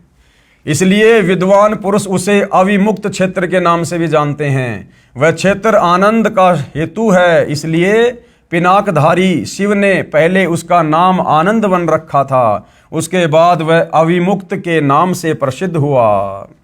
देवर्षे यानी ब्रह्मा जी कह रहे नारद से कि देवर्षे एक समय उस आनंद वन में रमण करते हुए शिवा और शिव के मन में ये इच्छा हुई। अब ध्यान से पढ़ना भाई और बहनों, ब्रह्मा विष्णु महेश की उत्पत्ति कैसे हुई है? दुर्गा और काल के पति पत्नी व्यवहार करने से। ब्रह्मा जी नारद जी से कह रहे हैं कि देवर्षे यानी नारद जी एक समय उस आनंद वन में रमण करते हुए यानी घूमते फिरते हुए शिवा यानी दुर्गा और शिव यानी काल, इनके मन में यह इच्छा प्रकट हुई कि किसी दूसरे पुरुष की भी सृष्टि करनी चाहिए, कि कोई संतान भी उत्पन्न करनी चाहिए, बच्चा भी पैदा करना चाहिए। जिस पर यह सृष्टि संचालन का महान भार रखकर हम दोनों केवल काशी में रहकर इच्छानुसार विचरें, ताकि सारी सृष्टि का भार उन बच्चों के ऊपर रख दिया जाए और हम आराम से यहाँ मौज करें और निर्वाण धारण करें। वही पुरुष हमारे अनुग्रह से सदा सबकी सृष्टि करे, यानी वो हमारी संतान ही हमारे सारे काम को संभाले, पालन करे, और वही अंत में सबका संहार भी करे। यह चित्त एक समुद्र के समान है, इसमें चिंता की उताल तरंगे उठ उठकर इसे चंचल बनाए रहती हैं। इसमें सत्व गुण रूपी रतन, तमोगुण रूपी ग्रह और रजोगुण रूपी मूंगे भरे हैं। इस विशाल चित्त समुद्र को संकुचित करके हम दोनों उस पुरुष के प्रसाद से आनंद कानन काशी में सुखपूर्वक निवास करें। यह आनंदवन वह स्थान है जहां हमारी मनोवर्ती सब ओर से सिमट कर इसी में लगी हुई है, तथा जिसके बाहर का जगत चिंता से आतुर प्रतीत होता है। ऐसा निश्चय करके शक्ति सहित सर्वव्यापी परमेश्वर शिव ने, अब देखना भाइयों और बहनों, ऐसा विचार करके यानी संतान उत्पत्ति का विचार करके, ऐसा निश्चय करके शक्ति सहित यानी दुर्गा के साथ सर्वव्यापी परमेश्वर शिव ने यानी उस काल ने अपने वाम भाग के 10वें अंग पर अमृत मल दिया, यानी पति पत्नी व्यवहार किया, शारीरिक संबंध बनाए। फिर तो वहां से एक पुरुष प्रकट हुआ जो तीनों लोकों में सबसे अधिक सुंदर था। वह शांत था, उसमें सत्व गुण की अधिकता थी तथा वह गंभीरता का अथाह सागर था। मुने क्षमा नामक गुण से युक्त उस पुरुष के लिए ढूंढने पर भी कहीं कोई उपमा नहीं मिलती। यानी इन्होंने विष्णु की उत्पत्ति की और शिव ने कहा, इस काल ने क्या कहा कि बेटा, वत्स यानी बेटा, व्यापक होने के कारण तुम्हारा विष्णु नाम विख्यात हुआ। भाई और बहनों, क्लियर कर दिया इस शिव महापुराण ने कि काल और दुर्गा के संयोग से सबसे पहले विष्णु जी की उत्पत्ति हुई। बिल्कुल क्लियर कर दिया। तो विष्णु जी की माता कौन? दुर्गा। और विष्णु जी का पिता कौन? ये काल ब्रह्म। अब आगे बढ़िएगा, ये रुद्र संहिता चल रही है भाई और बहनों। भगवान विष्णु की नाभि से कमल का प्रादुर्भाव, यानी फिर श्री विष्णु जी की नाभि से किस प्रकार ब्रह्मा जी की उत्पत्ति हुई, ये पढ़िएगा आप आगे। ब्रह्मा जी कहते हैं, देवर्षे यानी हे नारद, तत्पश्चात यानी उसके बाद कल्याणकारी परमेश्वर शांब सदाशिव ने यानी इस काल ने पूर्ववत परियतन करके, यानी जैसे उसने विष्णु को अपनी पत्नी दुर्गा के साथ में शारीरिक संबंध बनाकर पैदा किया था, उसी प्रकार से सदाशिव ने यानी काल ने पूर्ववत परियतन करके मुझे, यानी ब्रह्मा जी कह रहा है कि मुझे अपने दाहिने अंग से उत्पन्न किया।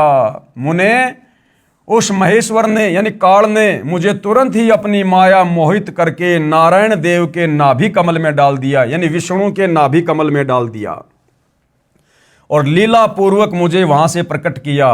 इस प्रकार उस कमल से पुत्र के रूप में मुझ हिरण्य गर्भ का जन्म हुआ, यानी मुझ ब्रह्मा का भी जन्म हुआ। यानी ब्रह्मा जी अपने जन्म के विषय में अपने बेटे को बता रहे हैं। जिस ब्रह्मा को हम कह रहे थे कि ब्रह्मा विष्णु महेश तो आदि अनादि हैं, इनका कोई माता पिता नहीं है, इनकी कभी जन्म नहीं होती, इनकी मृत्यु नहीं होती। देख लो भाई और बहनों, हमारे शास्त्रों में लिखा हुआ है और ये हमारे धर्मगुरु आज तक हमारे को इन शास्त्रों में लिखे होने के बावजूद भी ढूंढकर, पढ़कर, समझकर हमें नहीं बता पाए, समाज के सामने पेश नहीं कर पाए और सदियों से हमारे को भक्ति और भगवान के नाम पर अंधेरे में रखा। इस प्रकार ब्रह्मा, विष्णु तथा रुद्र, इन तीन देवताओं में गुण हैं। ये रुद्र कौन है? शिव जी। इस प्रकार ब्रह्मा, विष्णु और रुद्र, इन तीन देवताओं में गुण हैं। इस ब्रह्मा जी में काल और दुर्गा ने रजोगुण डाल दिया, रजोगुण युक्त कर दिया और सृष्टि आगे उत्पन्न कैसे होगी ये ब्रह्मा जी के ऊपर छोड़ दिया कि ब्रह्मा जी विषय वासनाओं में लोगों को फंसाकर रजोगुण के प्रभाव से संतान उत्पत्ति करवाएगा। विष्णु जी को शतोगुण से युक्त कर दिया कि ये जो विष्णु है अपने शतोगुण के प्रभाव से इस परिवार में लोगों को बांध के रखेगा, मेरा बेटा, मेरी बेटी। और ये जो रुद्र है, जो शिव शंकर है, इसको तमोगुण से युक्त कर दिया कि ये अंत में लोगों के मन मुटाव करवा के, लड़ाई झगड़ा करवा के, किसी भी कारण से उनको मार मार के और इस काल के भोजन के लिए तैयार करेगा। तो तीनों देवता उत्पन्न कर दिए, तीन संतान उत्पन्न कर दी इन्होंने। इस प्रकार ब्रह्मा, विष्णु तथा रुद्र यानी शिव, इन तीन देवताओं में गुण हैं, परंतु शिव यानी ये काल जो है ये गुणातीत माने जाते हैं। ये काल इनसे अलग रहता है। इन तीनों देवताओं को एक एक गुणों से युक्त कर दिया, लेकिन ये फिर इनसे अलग रहता है और हमें यही लगता है कि सारा का सारा कार्य ब्रह्मा, विष्णु, महेश कर रहे हैं, जबकि सारा का सारा कार्य उस काल के रिमोट से, दुर्गा के माध्यम से ये तीनों देवता ब्रह्मा, विष्णु, महेश कर रहे हैं। और इन तीनों अपने पुत्रों की उत्पत्ति करने के बाद में काल ने फिर दुर्गा को कहा था कि आज के बाद मैं किसी को भी मेरे ओरिजिनल काल रूप में दर्शन नहीं दूंगा और दुर्गा तू मेरे विषय में मेरा भेद इन ब्रह्मा, विष्णु, महेश को भी मत बताना, अन्यथा ये मेरे लिए फिर भोजन की व्यवस्था नहीं करेंगे। अगर इन ब्रह्मा, विष्णु, महेश को ये पता चल जाए कि हमारा बाप ऐसे ऐसे सतलोक से और उस पूर्ण परमात्मा कबीर साहिब के शराब से इस प्रकार से शापित है और ये हमारा यूज कर रहा अपने भोजन के लिए, तो ये ब्रह्मा, विष्णु, महेश कभी भी ये कुकर्म नहीं करेंगे। इसलिए इस ब्रह्मा, विष्णु, महेश को भी दुर्गा उनके पिता काल ब्रह्म तक नहीं पहुंचने देती, इस सच्चाई से दूर रखती है। तो इस प्रकार ब्रह्मा, विष्णु तथा रुद्र यानी शिव, इन तीन देवताओं में गुण है, परंतु शिव यानी जो एक काल है जो अपने बेटे शिव का रूप धारण कर लेता है, वो गुणातीत माने जाते हैं, यानी वो इनसे अलग रहता है। श्री शंकर जी भी शिव यानी काल ब्रह्म तथा शिवा यानी देवी दुर्गा का पुत्र है। श्री शिव महापुराण के विद्वेश्वर संहिता के प्रथम खंड अध्याय 6 से 10 में प्रमाण। अब देखिएगा, अब ये शंकर जी भी इसी काल और दुर्गा का पुत्र है। एक समय श्री ब्रह्मा जी तथा श्री विष्णु जी का इस बात पर युद्ध हो गया कि ब्रह्मा जी ने कहा कि मैं तेरा पिता हूं, क्योंकि ये संसार मेरे से उत्पन्न हुआ है। यानी ब्रह्मा, विष्णु, महेश को भी पूर्णतया ये नहीं पता कि हम भगवान हैं या भगवान कोई और है। और इनमें भी आपस में एक समय झगड़ा हो गया दोनों भाइयों में, विष्णु जी में और ब्रह्मा जी में। तो ब्रह्मा कहने लगा कि मैं तेरा पिता हूं, मैंने सारे संसार की रचना करी है, तेरा जन्म मेरे से हुआ है। और विष्णु जी कहने लगे कि मैं तेरा पिता हूं, ये सारा संसार तो मेरे से उत्पन्न हुआ है, तू मेरे नाभि कमल से उत्पन्न हुआ है। इसी बात को लेकर हमारे दोनों भगवानों का, जिनको हम भगवान कहते हैं, बच्चों की तरह लड़ाई हो गई इनमें। क्योंकि ये संसार मेरे से उत्पन्न हुआ है, मैं प्रजापिता हूं। कौन कहने लगा? ब्रह्मा। विष्णु जी ने कहा कि मैं तेरा पिता हूं, तू मेरे नाभि कमल से उत्पन्न हुआ है। दोनों एक दूसरे को मारने के लिए तत्पर हो गए। उसी समय सदाशिव अर्थात काल ब्रह्म ने उन दोनों के बीच में एक सफेद रंग का प्रकाशमय स्तंभ खड़ा कर दिया। एक बहुत बड़ा स्तंभ यानी खंबा खड़ा कर दिया उन दोनों के बीच में। क्यों? क्योंकि इस काल को पता था कि अगर ये दोनों आपस में लड़ लड़ के मर जाएंगे तो मेरे लिए भोजन कैसे तैयार होगा, इस नीचे की सृष्टि को कौन चलाएगा। तो काल ने वहां पर एक लंबा चौड़ा स्तंभ, एक खंबा खड़ा कर दिया दोनों के बीच में, क्योंकि वो अपने ओरिजिनल रूप में तो आ नहीं सकता। उसने सौगंध खा रखी है कि मैं अपने ओरिजिनल रूप में तो किसी को दर्शन दूंगा ही नहीं। तो वो क्या करता है, या तो अपने तीनों बेटों में से किसी एक का रूप बना के आ जाता है, या फिर अन्य कोई लीलामय तरीके से वो प्रकट होता है। तो यहां पर वो एक लंबा चौड़ा उसने खंबा जो है प्रकट कर दिया उन दोनों के बीच में। अब ये दोनों देवता लड़ाई करना तो भूल गए और उस खंबे को देखने लग गए, इतना लंबा चौड़ा, उसका और छोर देखने लग गए। दोनों एक दूसरे को मारने के लिए तत्पर हो गए। उसी समय सदाशिव यानी काल ब्रह्म ने उन दोनों के बीच में एक सफेद रंग का प्रकाशमय स्तंभ यानी खंबा खड़ा कर दिया। उसके पश्चात अपने पुत्र तमगुण शिव के रूप में प्रकट होकर उस स्तंभ को अपने लिंग यानी प्राइवेट पार्ट का आकार दे दिया। अब देखना भाइयों और बहनों, शिवलिंग की पूजा कैसे शुरू हुई है। ये काल ऐसे आप और हमारे को ओछी साधना करवाता है, आधी अधूरी और घटिया साधना करवाता है। हमें वेदों के अनुसार भी साधना नहीं करने देता। ये नहीं चाहता कि कोई भी प्राणी सत्य साधना करके उस परम अक्षर ब्रह्म की, सनातन परम धाम की तत्वदर्शी संत से उपदेश लेके सच्ची साधना कर ले। क्यों? इसको डर है, इसको भय है। अगर मेरे लोक से ये प्राणी सत्य साधना करके सतलोक में चले गए तो मुझे जो 1 लाख स्त्री पुरुष रोजाना खाने का श्राप लगा हुआ है, फिर मेरे भोजन का क्या होगा। तो ये काल हमें इसी प्रकार से भाइयों और बहनों पेड़ पौधों की पूजा पे, जानवरों की पूजा पे, देवी देवताओं की पूजा पे, ब्रह्मा विष्णु महेश की पूजा पे, तीर्थों की पूजा पे, धामों की पूजा पे, श्राद्ध निकालना, प्रेत पूजा, भूत पूजा, ये पितृ पूजा, कावड़ लाना, ये हमें इस प्रकार की शास्त्र विरुद्ध साधनाओं के ऊपर लगा के रखता है ताकि हम जन्मते रहें, मरते रहें और हम इसका भोजन बनते रहें। तो वहां इस काल ने क्या किया, जहां ब्रह्मा और विष्णु जी आपस में लड़ाई कर रहे थे, वहां पर इसने क्या किया, पहले तो एक तेजोमय स्तंभ खड़ा कर दिया। वो दोनों लड़ना तो भूल गए और उस खंबे को देखने लग गए। उसके बाद तुरंत ही ये काल अपने पुत्र शंकर जी के रूप में प्रकट हो गया वहां पर, शंकर जी का रूप बनाकर। और वो जो खंबा था लंबा चौड़ा, उसको अपने प्राइवेट पार्ट यानी लिंग का आकार दे दिया, लिंग का आकार। उसके पश्चात अपने पुत्र तमगुण शिव के रूप में प्रकट होकर उस स्तंभ को अपने लिंग यानी प्राइवेट पार्ट का आकार दे दिया। उसी दिन से शिव जी का लिंग विख्यात हुआ, यानी उस दिन के बाद से भाई और बहनों शिवलिंग की पूजा प्रारंभ हो गई। अब ये दुनिया शिवलिंग के नाम पर किस चीज की पूजा कर रही है, उस काल के प्राइवेट पार्ट की, लिंग की पूजा कर रही है। अरे पूजा करनी चाहिए भगवान की, परमात्मा की, और दुनिया पूजा कर रही है काल के लिंग की, प्राइवेट पार्ट की। मुक्ति कैसे मिलेगी भाई, दुर्गति होगी, दुर्गति। उस स्तंभ को अपने लिंग यानी प्राइवेट पार्ट का आकार दे दिया। उसी दिन से शिव जी का लिंग विख्यात हुआ, लिंग पूजा प्रारंभ हुई। 5वें अध्याय के श्लोक 26 और 31 में उस काल ब्रह्म ने स्वयं शंकर के रूप में प्रकट होकर उनको बताया कि तुम दोनों में से कोई भी कर्ता यानी भगवान नहीं है। ब्रह्मा विष्णु महेश को काल ने अपने सबसे छोटे बेटे शिव जी के रूप में, शंकर जी के रूप में प्रकट होकर कहा कि ये ब्रह्मा और विष्णु, तुम दोनों में से कोई भी कर्ता नहीं है, भगवान नहीं है। तुमने यानी ब्रह्मा और विष्णु ने जो अज्ञानता से अपने आप को ईश माना यानी भगवान माना, यानी अपने को जगत का कर्ता माना, ये बड़ा ही अद्भुत हुआ। काल कहने लगा कि हे ब्रह्मा और विष्णु, तुम दोनों ने जो अपने अपने आप को जगत का स्वामी मान लिया कि मैं तेरा बाप, मैं तेरा बाप, मैंने संसार रचा है, कहते हैं ये तो बड़ा आश्चर्य है, तुमने अपने आप को भगवान कह कैसे दिया।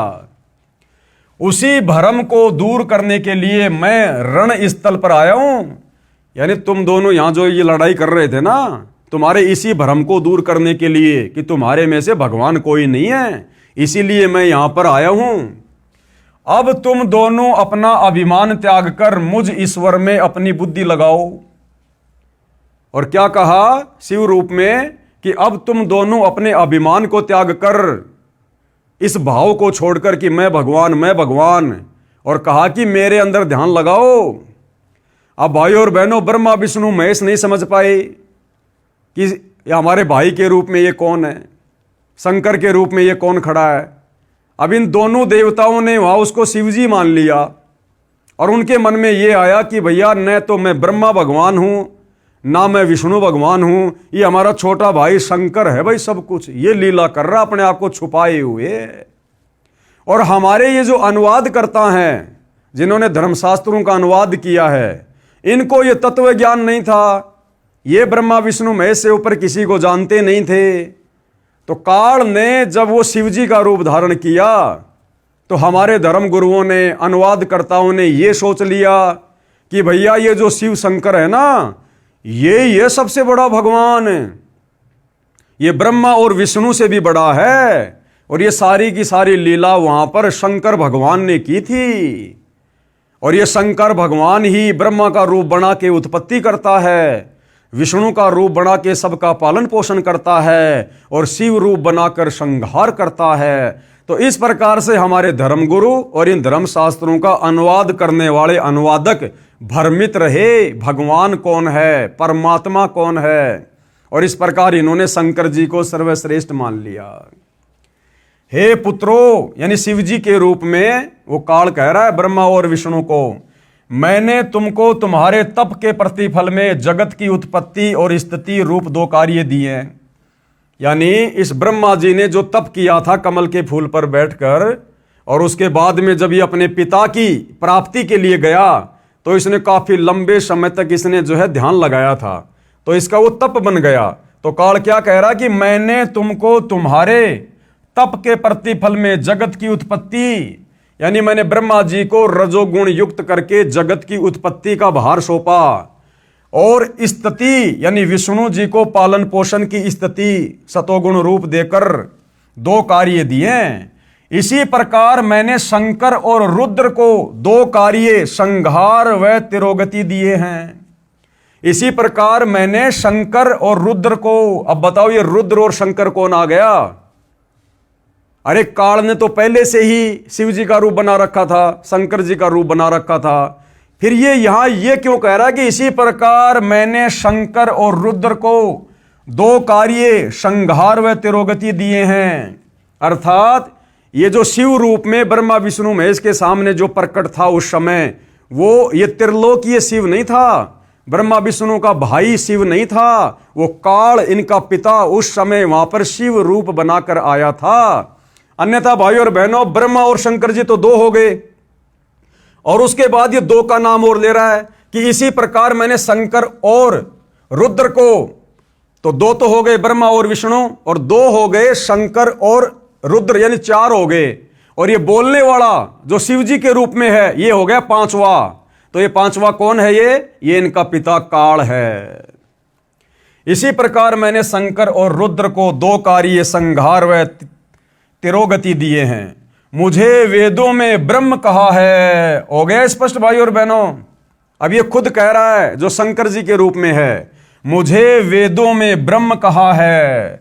मेरे 5 मुख हैं, एक मुख से अकार, दूसरे मुख से उकार, तथा तीसरे मुख से मकार, चौथे मुख से बिंदु, तथा 5वें मुख से नाद प्रकट हुए। अब बताओ शंकर जी के 5 मुख कहां भाई?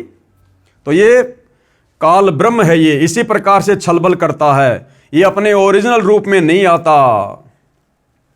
उन्हीं 5 अवयवों से एकीभूत होकर एक अक्षर ओम बना है, यह मेरा मूल मंत्र है। क्लियर? ये कह रहा कि ओम मेरा मूल मंत्र है।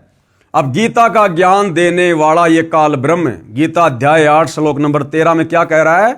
ओम इति एक अक्षर ब्रह्म व्यवहरण माम अनुशमरण ये प्रयाति तजन देहम शयाति परमाम गतम।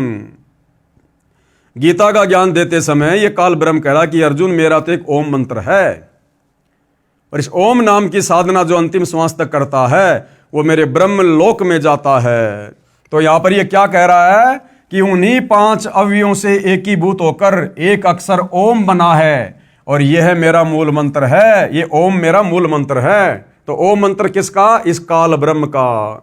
तो इस प्रकार भाइयों और बहनों, ये काल अपने ओरिजिनल काल रूप में ना कर अपने तीनों बेटों में से किसी एक का रूप बनाकर इसी प्रकार से छलबल करता है। और हम भोले भाले आदमी और हमारे ये ज्ञानहीन धर्म गुरु जब वो ब्रह्मा का रूप बनाता है, कोई लीला करता है, तो हम ब्रह्मा को कह देते हैं कि इससे बड़ा कोई भगवान नहीं। जब वो विष्णु का रूप बना के कोई षड्यंत्र करता है, कोई लीला करता है, तो हम कह देते हैं कि बस विष्णु से बढ़कर कोई नहीं। और जब शंकर जी का रूप बनाकर इस प्रकार की घटनाओं को जन्म देता है, जिस प्रकार उसने शंकर जी का रूप बनाकर अपने लिंग की पूजा संसार में शुरू करवा दी, अपने प्राइवेट पार्ट की।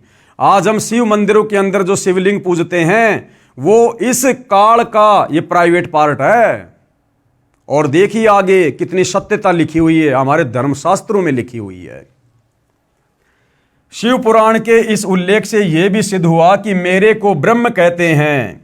5 अक्षरों से बना एक ओम मेरा मूल मंत्र है, जो मेरी साधना है। गीता अध्याय 8 श्लोक 13 में भी इसी ब्रह्म ने कहा है कि माम ब्रह्म यानी मुझ ब्रह्म का सुमरण करने का एक ओम अक्षर है।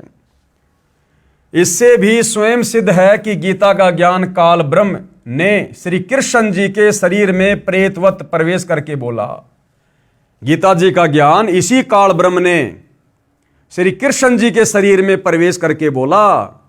हम नादान दुनिया वालों को तो श्री कृष्ण दिखाई दे रहा था, लेकिन कृष्ण जी में प्रवेश करके गीता का ज्ञान किसने बोला? इस काल ने। जिस प्रकार ब्रह्मा और विष्णु जी युद्ध कर रहे थे और उन दोनों के बीच में शिव जी का रूप बनाकर कौन आ गया? ये काल। और हम नादानों ने क्या समझ लिया कि शिव जी ही सबसे बड़े भगवान हैं। तो ऐसे भाइयों और बहनों ये छलबल करता है। अब देखो, लिंग व लिंगी की पूजा करने को कहना, अब वहीं से इसने अपने प्राइवेट पार्ट लिंग और दुर्गा के प्राइवेट पार्ट लिंगी की पूजा करनी शुरू करवा दी। क्योंकि जब ब्रह्मा और विष्णु जी दोनों युद्ध कर रहे थे तो शिव का रूप बनाकर तो काल आ गया, और पार्वती का रूप बनाकर ये अपनी पत्नी दुर्गा को ले आया। और उसके बाद से इसने संसार में अपने प्राइवेट पार्ट लिंग की और अपनी पत्नी दुर्गा के प्राइवेट पार्ट लिंगी की पूजा शुरू करवा दी, जो हम हिंदू श्रद्धालु मंदिरों में शिवलिंग के नाम से उसकी पूजा करते हैं। देखिएगा, लिंग व लिंगी की पूजा करने को कहना, काल ब्रह्म ने अपने लिंग यानी प्राइवेट पार्ट तथा स्त्री की लिंगी यानी प्राइवेट पार्ट की पूजा करने को कहा। जो मंदिरों में शिवलिंग स्थापित किया होता है उसको ध्यान से देखा जाए तो पता चलता है कि पत्थर की लिंगी यानी स्त्री की योनि में पत्थर का लिंग यानी शिव का लिंग पेशाब इंद्री प्रविष्ट किया गया होता है।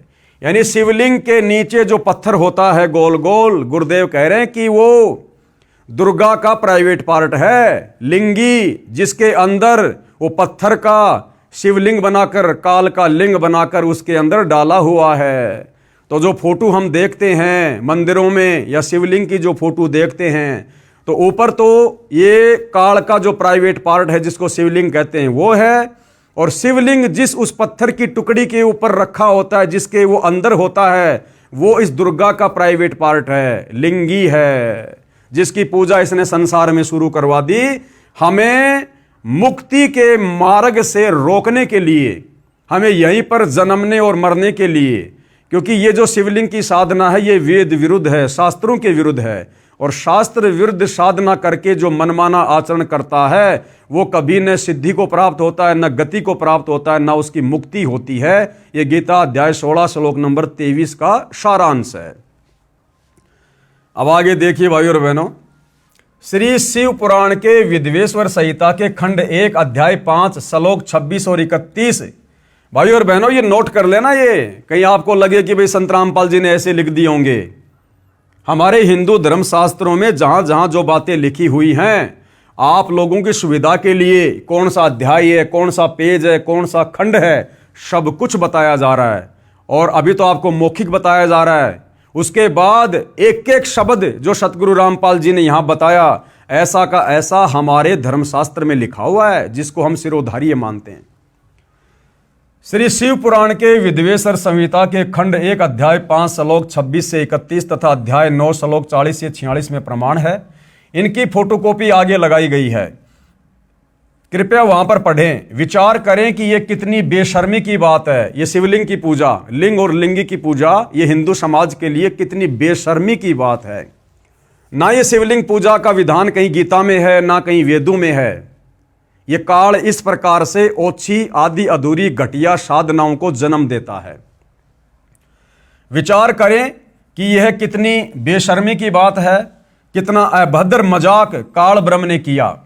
ब्रह्मा तथा विष्णु से कहा कि तुम इस मेरे लिंग व लिंगी यानी स्त्री योनि की पूजा करो। वहां पर शिव जी के रूप में प्रकट होकर इस काल ने लिंग और लिंगी की पूजा शुरू करवा दी। पेश है श्री वेंकटेश्वर प्रेस मुंबई से प्रकाशित संस्कृत हिंदी अनुवाद वाली शिव महापुराण के विद्वेश्वर संहिता खंड के अध्याय 5, 6, 7, 8, 9 तथा 10 से संबंधित प्रकरण की फोटोकॉपी। अब देखिए भाई और बहनों, अभी तक जो बातें आपको बताई गई है, अब ये उसी पवित्र हिंदू धर्म के शास्त्र से आपको दिखाई जा रही है, जो आपको ऊपर बता दिया गया कौन सा अध्याय है, कौन सा खंड है, कौन सा पेज है। अब ध्यान से पढ़ लीजिएगा। हे योगिंदर, मैं उस लिंगाविर्भाव का लक्षण सुनाना चाहता हूं। नंदीकेश्वर बोले, हे वत्स सुनो, मैं तुम्हारी प्रीति से कहता हूं, पूर्व काल में जो पहला कल्प था, जो लोक में विख्यात है, उस समय महात्मा ब्रह्म और विष्णु परस्पर युद्ध हुआ। यानी महात्मा ब्रह्मा और विष्णु जी का युद्ध शुरू हुआ। उनके मान के दूर करने को, उनके मान यानी उनके घमंड को, उनके अहंकार को दूर करने के लिए, जो ब्रह्मा कह रहा था कि मैं तेरा पिता, विष्णु कह रहा था मैं तेरा पिता, उनके मान दूर करने को उनके बीच में उन निष्कल परमात्मा ने यानी उस काल ब्रह्म ने स्तंभ रूप अपना स्वरूप दिखाया और लंबा चौड़ा स्तंभ खड़ा कर दिया दोनों के बीच में। तब जगत के हित की इच्छा से निर्गुण शिव ने यानी उस काल ब्रह्म ने उस तेजोमय स्तंभ से अपने लिंगकार का स्वरूप दिखाया। ब्रह्मा विष्णु महेश जब युद्ध कर रहे थे, उनके बीच में इस काल ने एक तेजोमय लिंग खड़ा कर दिया था, स्तंभ। और बाद में क्या किया काल ने, उस स्तंभ को अपने प्राइवेट पार्ट, अपने लिंग का आकार दे दिया।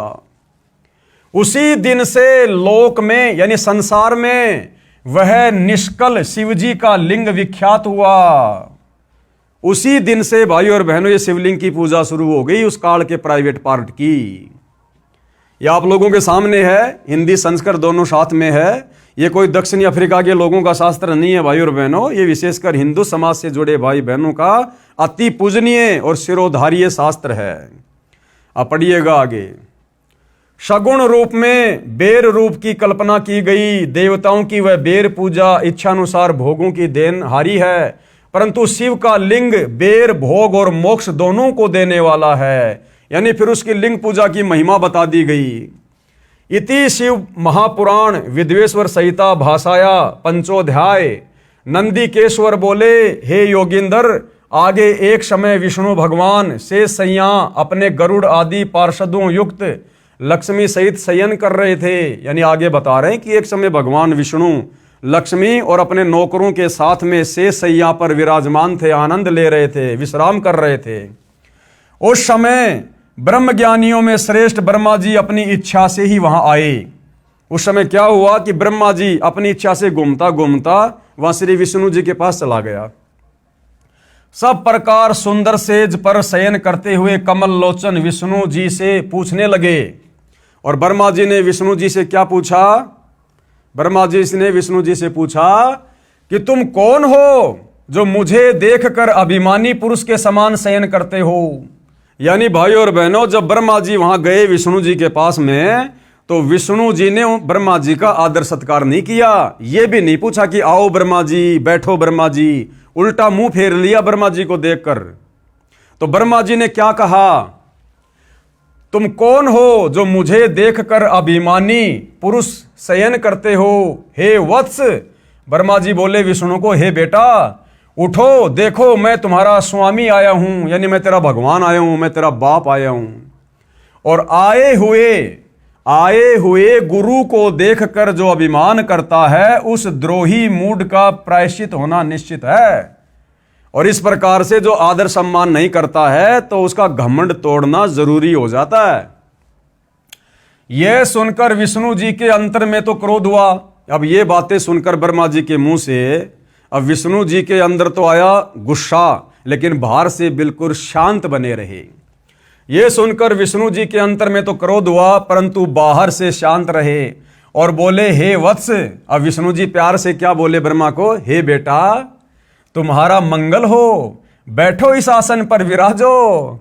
कि अगर तेरे को बैठने की ज्यादा चाहत है ना तो बैठ जा भाई तू इस आसन पे।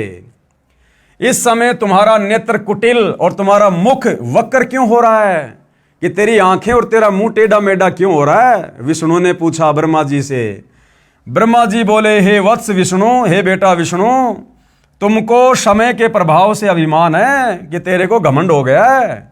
हे पुत्र, ब्रह्मा जी कह रहे हैं विष्णु को, हे पुत्र मैं तुम्हारा रक्षक और जगत का पितामह हूं। विष्णु जी बोले, ये तो सब जगत मुझ में स्थित है, तुम चोर के समान किस प्रकार अपना कह रहे हो। अब विष्णु जी कह रहे, भैया ये संसार तो मेरा है, तुम चोरों की तरह क्यों इसको अपना कह रहे हो।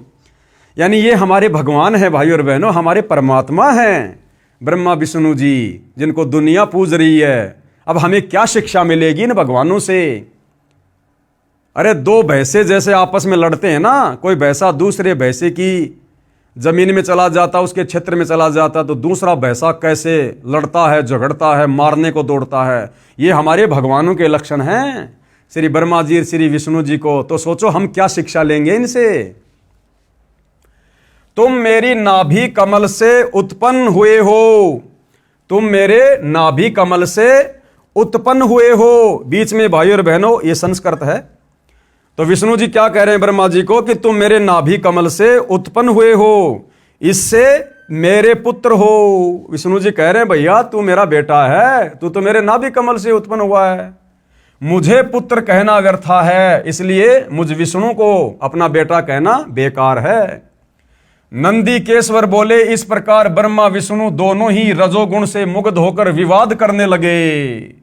वो दोनों देवता आपस में गुट्टम गुट्टा लड़ाई झगड़ा करने लग गए। ब्रह्मा जी और विष्णु जी हमारे भगवान, हिंदू समाज के भगवान। मैं श्रेष्ठ हूं, मैं स्वामी हूं, ऐसा कहकर एक दूसरे को मारने की इच्छा से युद्ध करने में उत्सुक हुए। दोनों ने बांस मार लिए, हथियार निकाल लिए कि मैं भगवान, मैं भगवान। और हंस और गरुड़ वाहन पर स्थित हो ये दोनों देव युद्ध करने लगे। अब श्री ब्रह्मा जी का वाहन क्या है, हंस, और विष्णु जी का वाहन क्या है, गरुड़। अब दोनों अपने अपने रथ पे सवार हो गए, अपने अपने वाहनों पर, और आपस में ब्रह्मा जी और विष्णु जी युद्ध करने लगे, लड़ाई करने लगे।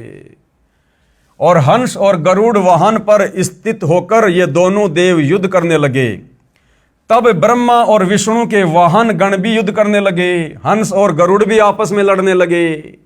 तब संपूर्ण देवता, भाई और बहनों ऊपर तो आपने ब्रह्मा और विष्णु जी का देख लिया, इन हमारे भगवानों की स्थिति देख लिया आपने। बच्चों से ज्यादा दिमाग नहीं है इनमें, बच्चों से ज्यादा, जो कह रहे हैं कि हम संसार को चला रहे हैं। अरे संसार को चलाने वाले अगर ऐसे बच्चों की तरह लड़ेंगे, मरेंगे, तो संसार का क्या होगा। फिर ये संसार कौन चला रहा है। और आगे देखना, हमारे देवी देवता जिनकी हम पूजा पाठ करते हैं, दोनों भाई आपस में लड़ रहे हैं, और हमारे देवी देवता ऊपर से उनके ऊपर फूल बरसा रहे हैं। वाह जी वाह, बड़ा अद्भुत युद्ध हो रहा है, ऐसा युद्ध हमने पहले कभी देखा ही नहीं। हमारे देवी देवता उन पर फूल बरसा रहे कि लड़ो, मरो, कटो। अरे जबकि दो व्यक्ति आपस में युद्ध करते हैं, लड़ाई झगड़ा करते हैं, तो अन्य लोगों का फर्ज बनता है कि उनकी लड़ाई को रुकवाओ। हमारे देवी देवताओं का फर्ज तो यह बनता था, उनके आगे जाके हाथ जोड़ के खड़े होते कि हे देवो, हम तो आपको सर्वश्रेष्ठ मानते हैं और आप देव होकर आपस में लड़ रहे हो, झगड़ रहे हो, फिर हमारे जैसे छोटे मोटे देवताओं का क्या होगा? हमारी तरफ भी देखो। तो देवताओं ने तो बीच बचाव करना चाहिए था, लेकिन हमारे देवता जलती हुई आग में घी डाल रहे हैं, ऊपर से फूल बरसा रहे हैं। ब्रह्मा और विष्णु के वाहन गण भी युद्ध करने लगे। तब संपूर्ण देवता, सारे के सारे देवता, ये 33 करोड़ विमानों में बैठकर उस महा अद्भुत युद्ध देखने को चले आए। यानी अपना मनोरंजन करने के लिए आ गए देवी देवता, और आकाश में उनके ऊपर फूल बरसाने लगे। बताओ, वो लड़ रहे हैं और वो लड़ते हुए के ऊपर फूल बरसा रहे हैं। तब विष्णु जी ने गुस्से में आकर ब्रह्मा जी की छाती में लात मार दी, घुसा मार दिया। ये हैं हमारे प्रधान देवता। अब आगे क्या कहा जा रहा है? हे कुमार, इस प्रकार मधुर वाणी से पार्वती पति शंकर ने उन सब देवताओं को संतुष्ट किया। तब शिव ने अपने 100 गणों को उस समर स्थल में जाने की आज्ञा दी जहां ब्रह्मा और विष्णु थे। तब शंकर के पयान समय में अनेक प्रकार के बाजे बजने लगे। अनेक प्रकार के वाहनों पर ये विधिवत भूषण पहरे गणेश्वर चलने को उद्यत हुए।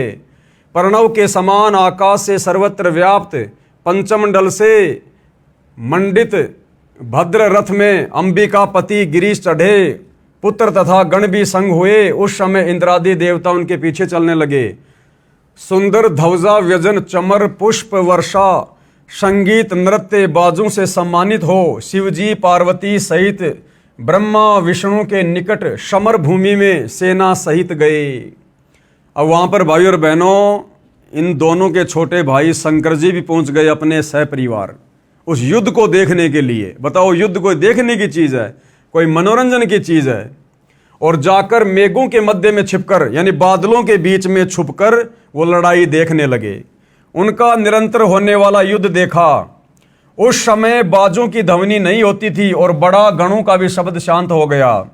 उस समय ब्रह्मा और विष्णु परस्पर एक दूसरे को मारने की इच्छा से माहेश्वर और पाशुपताशरे तथा अस्त्रों की ज्वाला मानो त्रिलोकी भस्म करने लगे। तब शिवजी ने वह अकाल प्रलय देखकर महाअग्नि के समान, महाभयंकर आकृति के समान उन दोनों के बीच में वह निर्गुण ब्रह्म स्थिर हुए। फिर से भाई और बहनों, वहां पर इस काल बलि को आना पड़ा।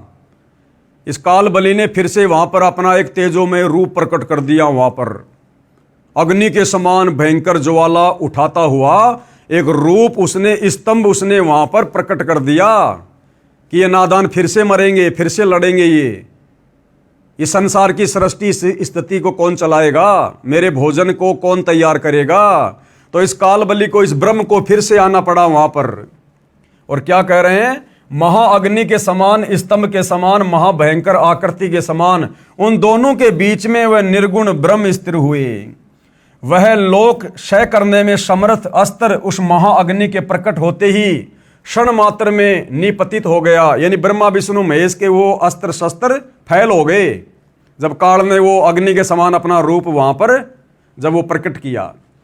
यह अस्त्र शांत होने का अद्भुत चित्र देख, ये अद्भुत आकार क्या है? अब श्री ब्रह्मा जी और विष्णु ने देखा कि ये क्या आ गई भला, इसके आते तो हमारे अस्त्र शस्त्र फैल हो गए। दोनों उसको देखने लगे। ऐसा ब्रह्मा और विष्णु परस्पर कहने लगे, यह इंद्रिय अगोचर स्तंभ अग्नि रूपशा क्या उठा है? हम दोनों को इसका ऊपर और नीचे का भाग देखना चाहिए कि यह कहां से आया हुआ है। इस प्रकार कहकर दोनों वीर मानी परस्पर मिलकर उसकी परीक्षा करने को बहुत शीघ्रता से गए। हम दोनों के मिलने से यह कार्य नहीं होगा, ऐसा कहकर विष्णु शुकर शरीर धारण कर, यानी सुअर का शरीर धारण किया विष्णु जी ने, और उसके मूल भाग को देखने नीचे चले गए। नीचे पाताल में चला गया नीचे देखने के लिए। और ब्रह्मा जी हंस का रूप धारण करके ऊपर का भाग देखने को गए। हरि यानी विष्णु पाताल स्थान को भेद कर दूर तक चले गए, परंतु उस अग्नि के समान प्रज्वलित स्तंभ का पार नहीं पाया और शांत होकर हरि उस युद्ध स्थान में चले आए। और ब्रह्मा जी आकाश मार्ग में चले गए। उन्होंने वहां केतकी का किंचित होना अद्भुत पुष्प देखा। यद्यपि वो बहुत वर्षों से टूटा था, परंतु उसमें बड़ी सुगंध थी और मलिन न था। ब्रह्मा और विष्णु के कृत्यों को देखकर भगवान परमेश्वर कौन? ये काल, ब्रह्मा और विष्णु के ऐसे इस कर्म को देखकर इस भगवान काल ने, परमेश्वर ने, स्तंभ है सो जगत के दर्शन और पूजन के निमित्त अणु मात्र बहुत छोटा हो जाएगा। ये लिंग मुक्ति और मुक्ति का साधन होगा। इसके दर्शन, स्पर्शन और ध्यान से ही प्राणियों के जन्म मरण छूट जाएंगे। यानी फिर से उसने वो लिंग पूजा शुरू कर दी जो अग्नि पर्वत के समान प्रादुर्भूत है। सो यह अरुणाचल नाम से जगत में विख्यात होगा। ये बड़ा भरी तीर्थ होगा। यहाँ प्राणियों के निवास करने या तनु त्यागने से मुक्ति हो जाएगी। यानी जो यहाँ पर आकर शरीर त्यागेगा उसकी मुक्ति हो जाएगी। रथ यात्रा, उत्सव, कल्याण और जनों के निवास योग्य ये स्थान होगा। यहाँ किया हुआ जप तप हवन करोड़ गुना हो जाएगा। ऐसी उल्टी साधना पर इस काल ने पूरे संसार को लगा रखा है। हमारे सब क्षेत्रों से ये श्रेष्ठ होगा। यहाँ मेरा स्मरण करते ही प्राणी मुक्त हो जाएंगे। इस प्रकार ये क्षेत्र महान और अत्यंत शोभित होगा। सब प्रकार के कल्याणदायक और सब प्रकार मुक्तिदायक होगा। जो यहाँ, अब ये काल ब्रह्म क्या कह रहा है? जो यहाँ लिंग में मुझ लिंगेश्वरी की पूजा करेंगे उन्हें शालोक्य, सामीप्य, सारूप्य, सृष्टि, सामुज्य ये पांचों मुक्ति क्रिया के फल को प्राप्त हो जाएगी। और यहाँ पूजन करने से तुम भी सब मनोरथों को प्राप्त होंगे।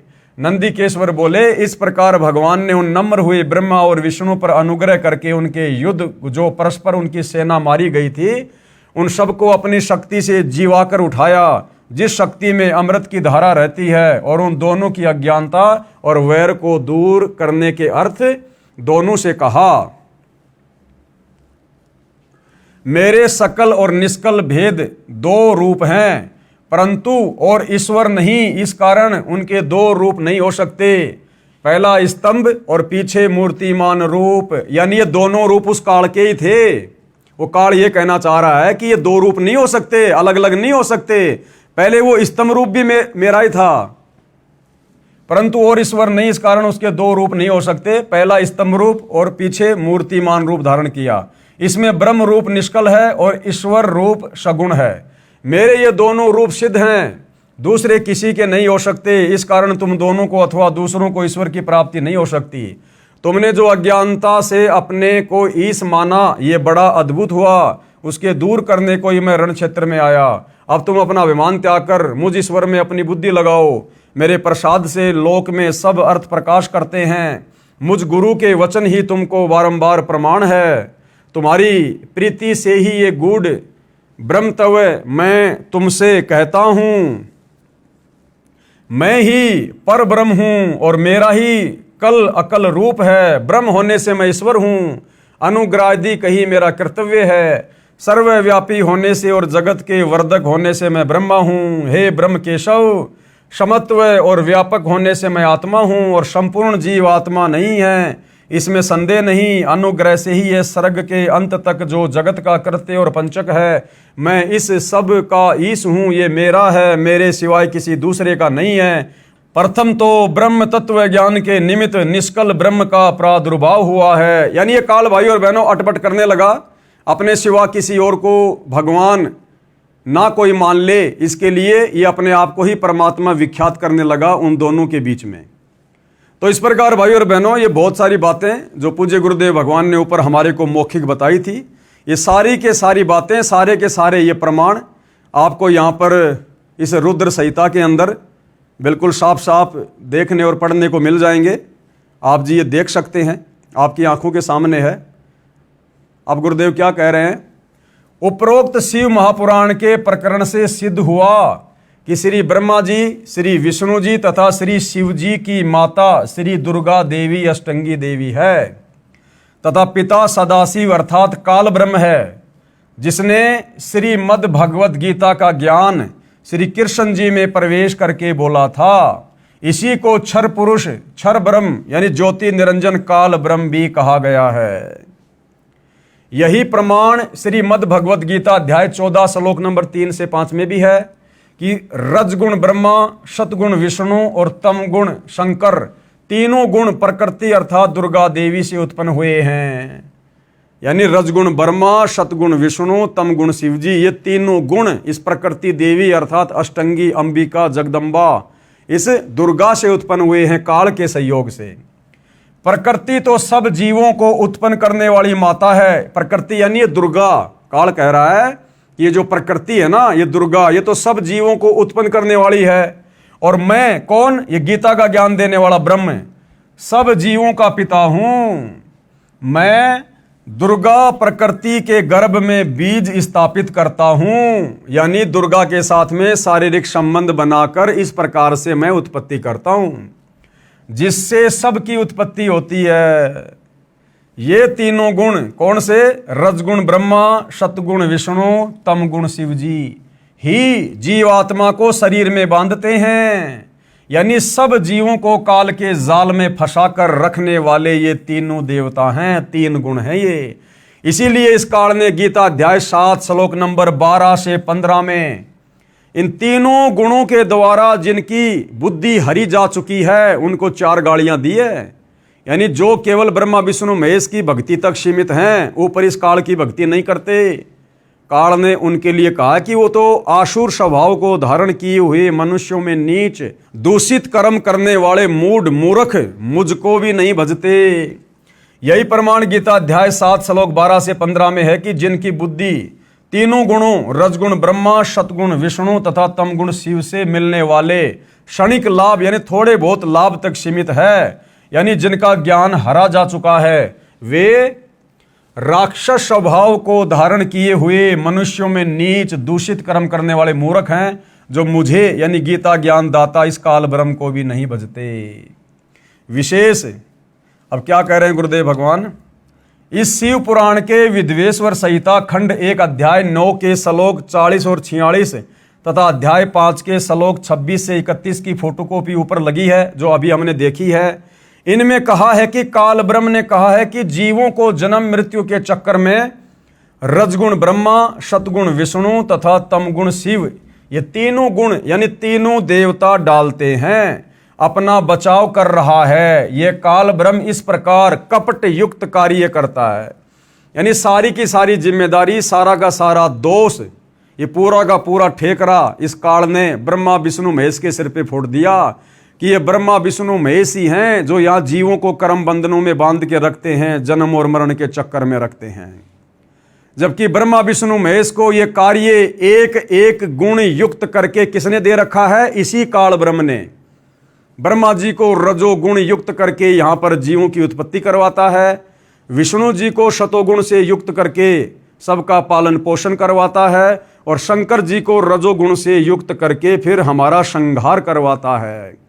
लेकिन उसके बावजूद भी ये कपट युक्त बात कर रहा है और अपने आप को पाक साफ साबित करते हुए ब्रह्मा विष्णु महेश के ऊपर ठेकरा फोड़ रहा है। गीता अध्याय 7 श्लोक 12 में इसी ने कहा है कि जो कुछ तीनों गुणों यानी रजगुण ब्रह्मा से उत्पत्ति, सतगुण विष्णु से स्थिति तथा तमगुण शिव से संहार हो रहा है, इसका निमित्त मैं हूं, यानी मूल कारण तो मैं ही हूं। इन तीनों गुणों के प्रभाव से ये जो ब्रह्मा विष्णु महेश कार्य कर रहे हैं, वो गुण इनको मैंने दिए, इनका मूल कारण तो मैं ही हूं, कंट्रोलर तो मैं काल हूं। परम अक्षर ब्रह्म यानी कबीर जी ने यथार्थ ज्ञान अपनी प्रिय आत्मा संत गरीबदास छुड़ानी वाले को बताया। उन्होंने अपनी वाणी में उसे समझाया और कहा कि अकेले ब्रह्मा विष्णु तथा शिव इसके कारण नहीं है, और कौन है? ये आदरणीय गरीबदास जी की वाणी है।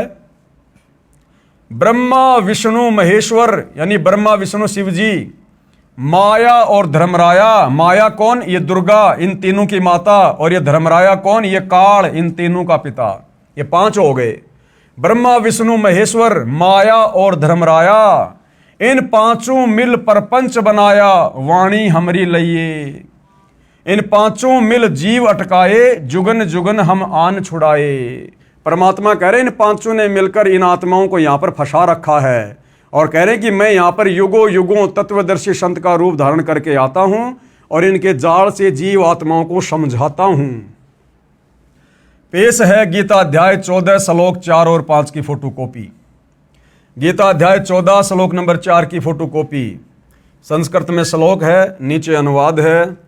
ये काल ब्रह्म गीता का ज्ञान देने वाला क्या कह रहा है? हे अर्जुन, नाना प्रकार की सब योनियों में जितनी मूर्तियां अर्थात शरीरधारी प्राणी उत्पन्न होते हैं, नाना प्रकार की सब योनियों में यानी 84 प्रकार की योनियों में जितने भी जीव जंतु हैं, जितने भी शरीरधारी प्राणी हैं, गधे, कुत्ते, सूअर, इंसान, कीट, पतंग।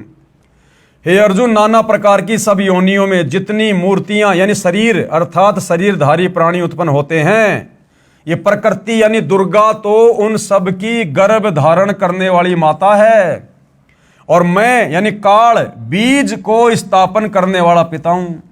यानी ये जो 21 ब्रह्मांड के अंतर्गत जितने भी प्राणी हैं, चाहे ब्रह्मा विष्णु महेश हैं, 33 करोड़ देवी देवता हैं, ऋषि मुनि है, आप और हमारे जैसे सामान्य इंसान हैं, ये काल गीता अध्याय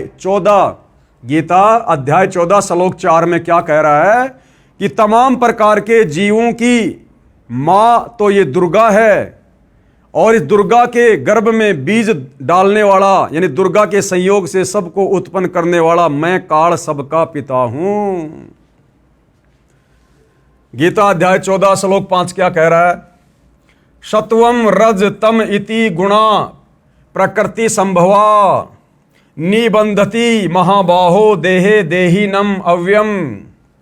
ये काल ब्रह्म क्या कह रहा है? हे अर्जुन, सत्व गुण, रजोगुण और तमोगुण यानी ब्रह्मा विष्णु महेश, ये प्रकृति से उत्पन्न तीनों गुण, प्रकृति कौन? दुर्गा से उत्पन्न ये तीनों गुण कौन? रजगुण ब्रह्मा, सतोगुण विष्णु, तमोगुण शिव जी, अविनाशी जीव आत्मा को शरीर में बांधते हैं। यानी हम सबकी आत्माएं अविनाशी है, आत्मा कभी किसी की नहीं मरती, लेकिन इस अविनाशी आत्मा को इस काल के रिमोट से ये ब्रह्मा विष्णु महेश यहां पर कर्म बंधनों में बांध के रखते हैं तीनों गुणों के प्रभाव से।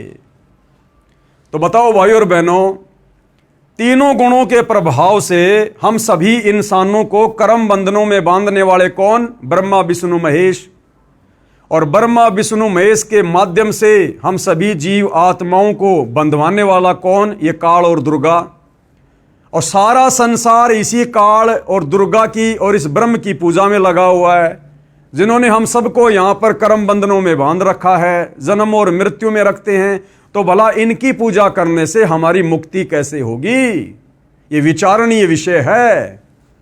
इसलिए गीता अध्याय 4 श्लोक नंबर 34 में ये गीता का ज्ञान देने वाला काल ब्रह्म सच्चाई बता रहा है कि अर्जुन, अगर तुझे जन्म और मरण से छुटकारा चाहिए, परम शांति को प्राप्त करना चाहता है, उस सनातन परम धाम सतलोक में जाना चाहता है, तो भैया किसी तत्वदर्शी संत की खोज कर ले, उस तत्वदर्शी संत से उपदेश ले। वो तत्वदर्शी संत तुझे परमात्म तत्व का ज्ञान बताएगा, तुझे भक्ति और मुक्ति का मार्ग बताएगा, मेरे इस 21 ब्रह्मांड से बाहर निकलने का, कर्म बंधनों से मुक्त होने का मार्ग बताएगा।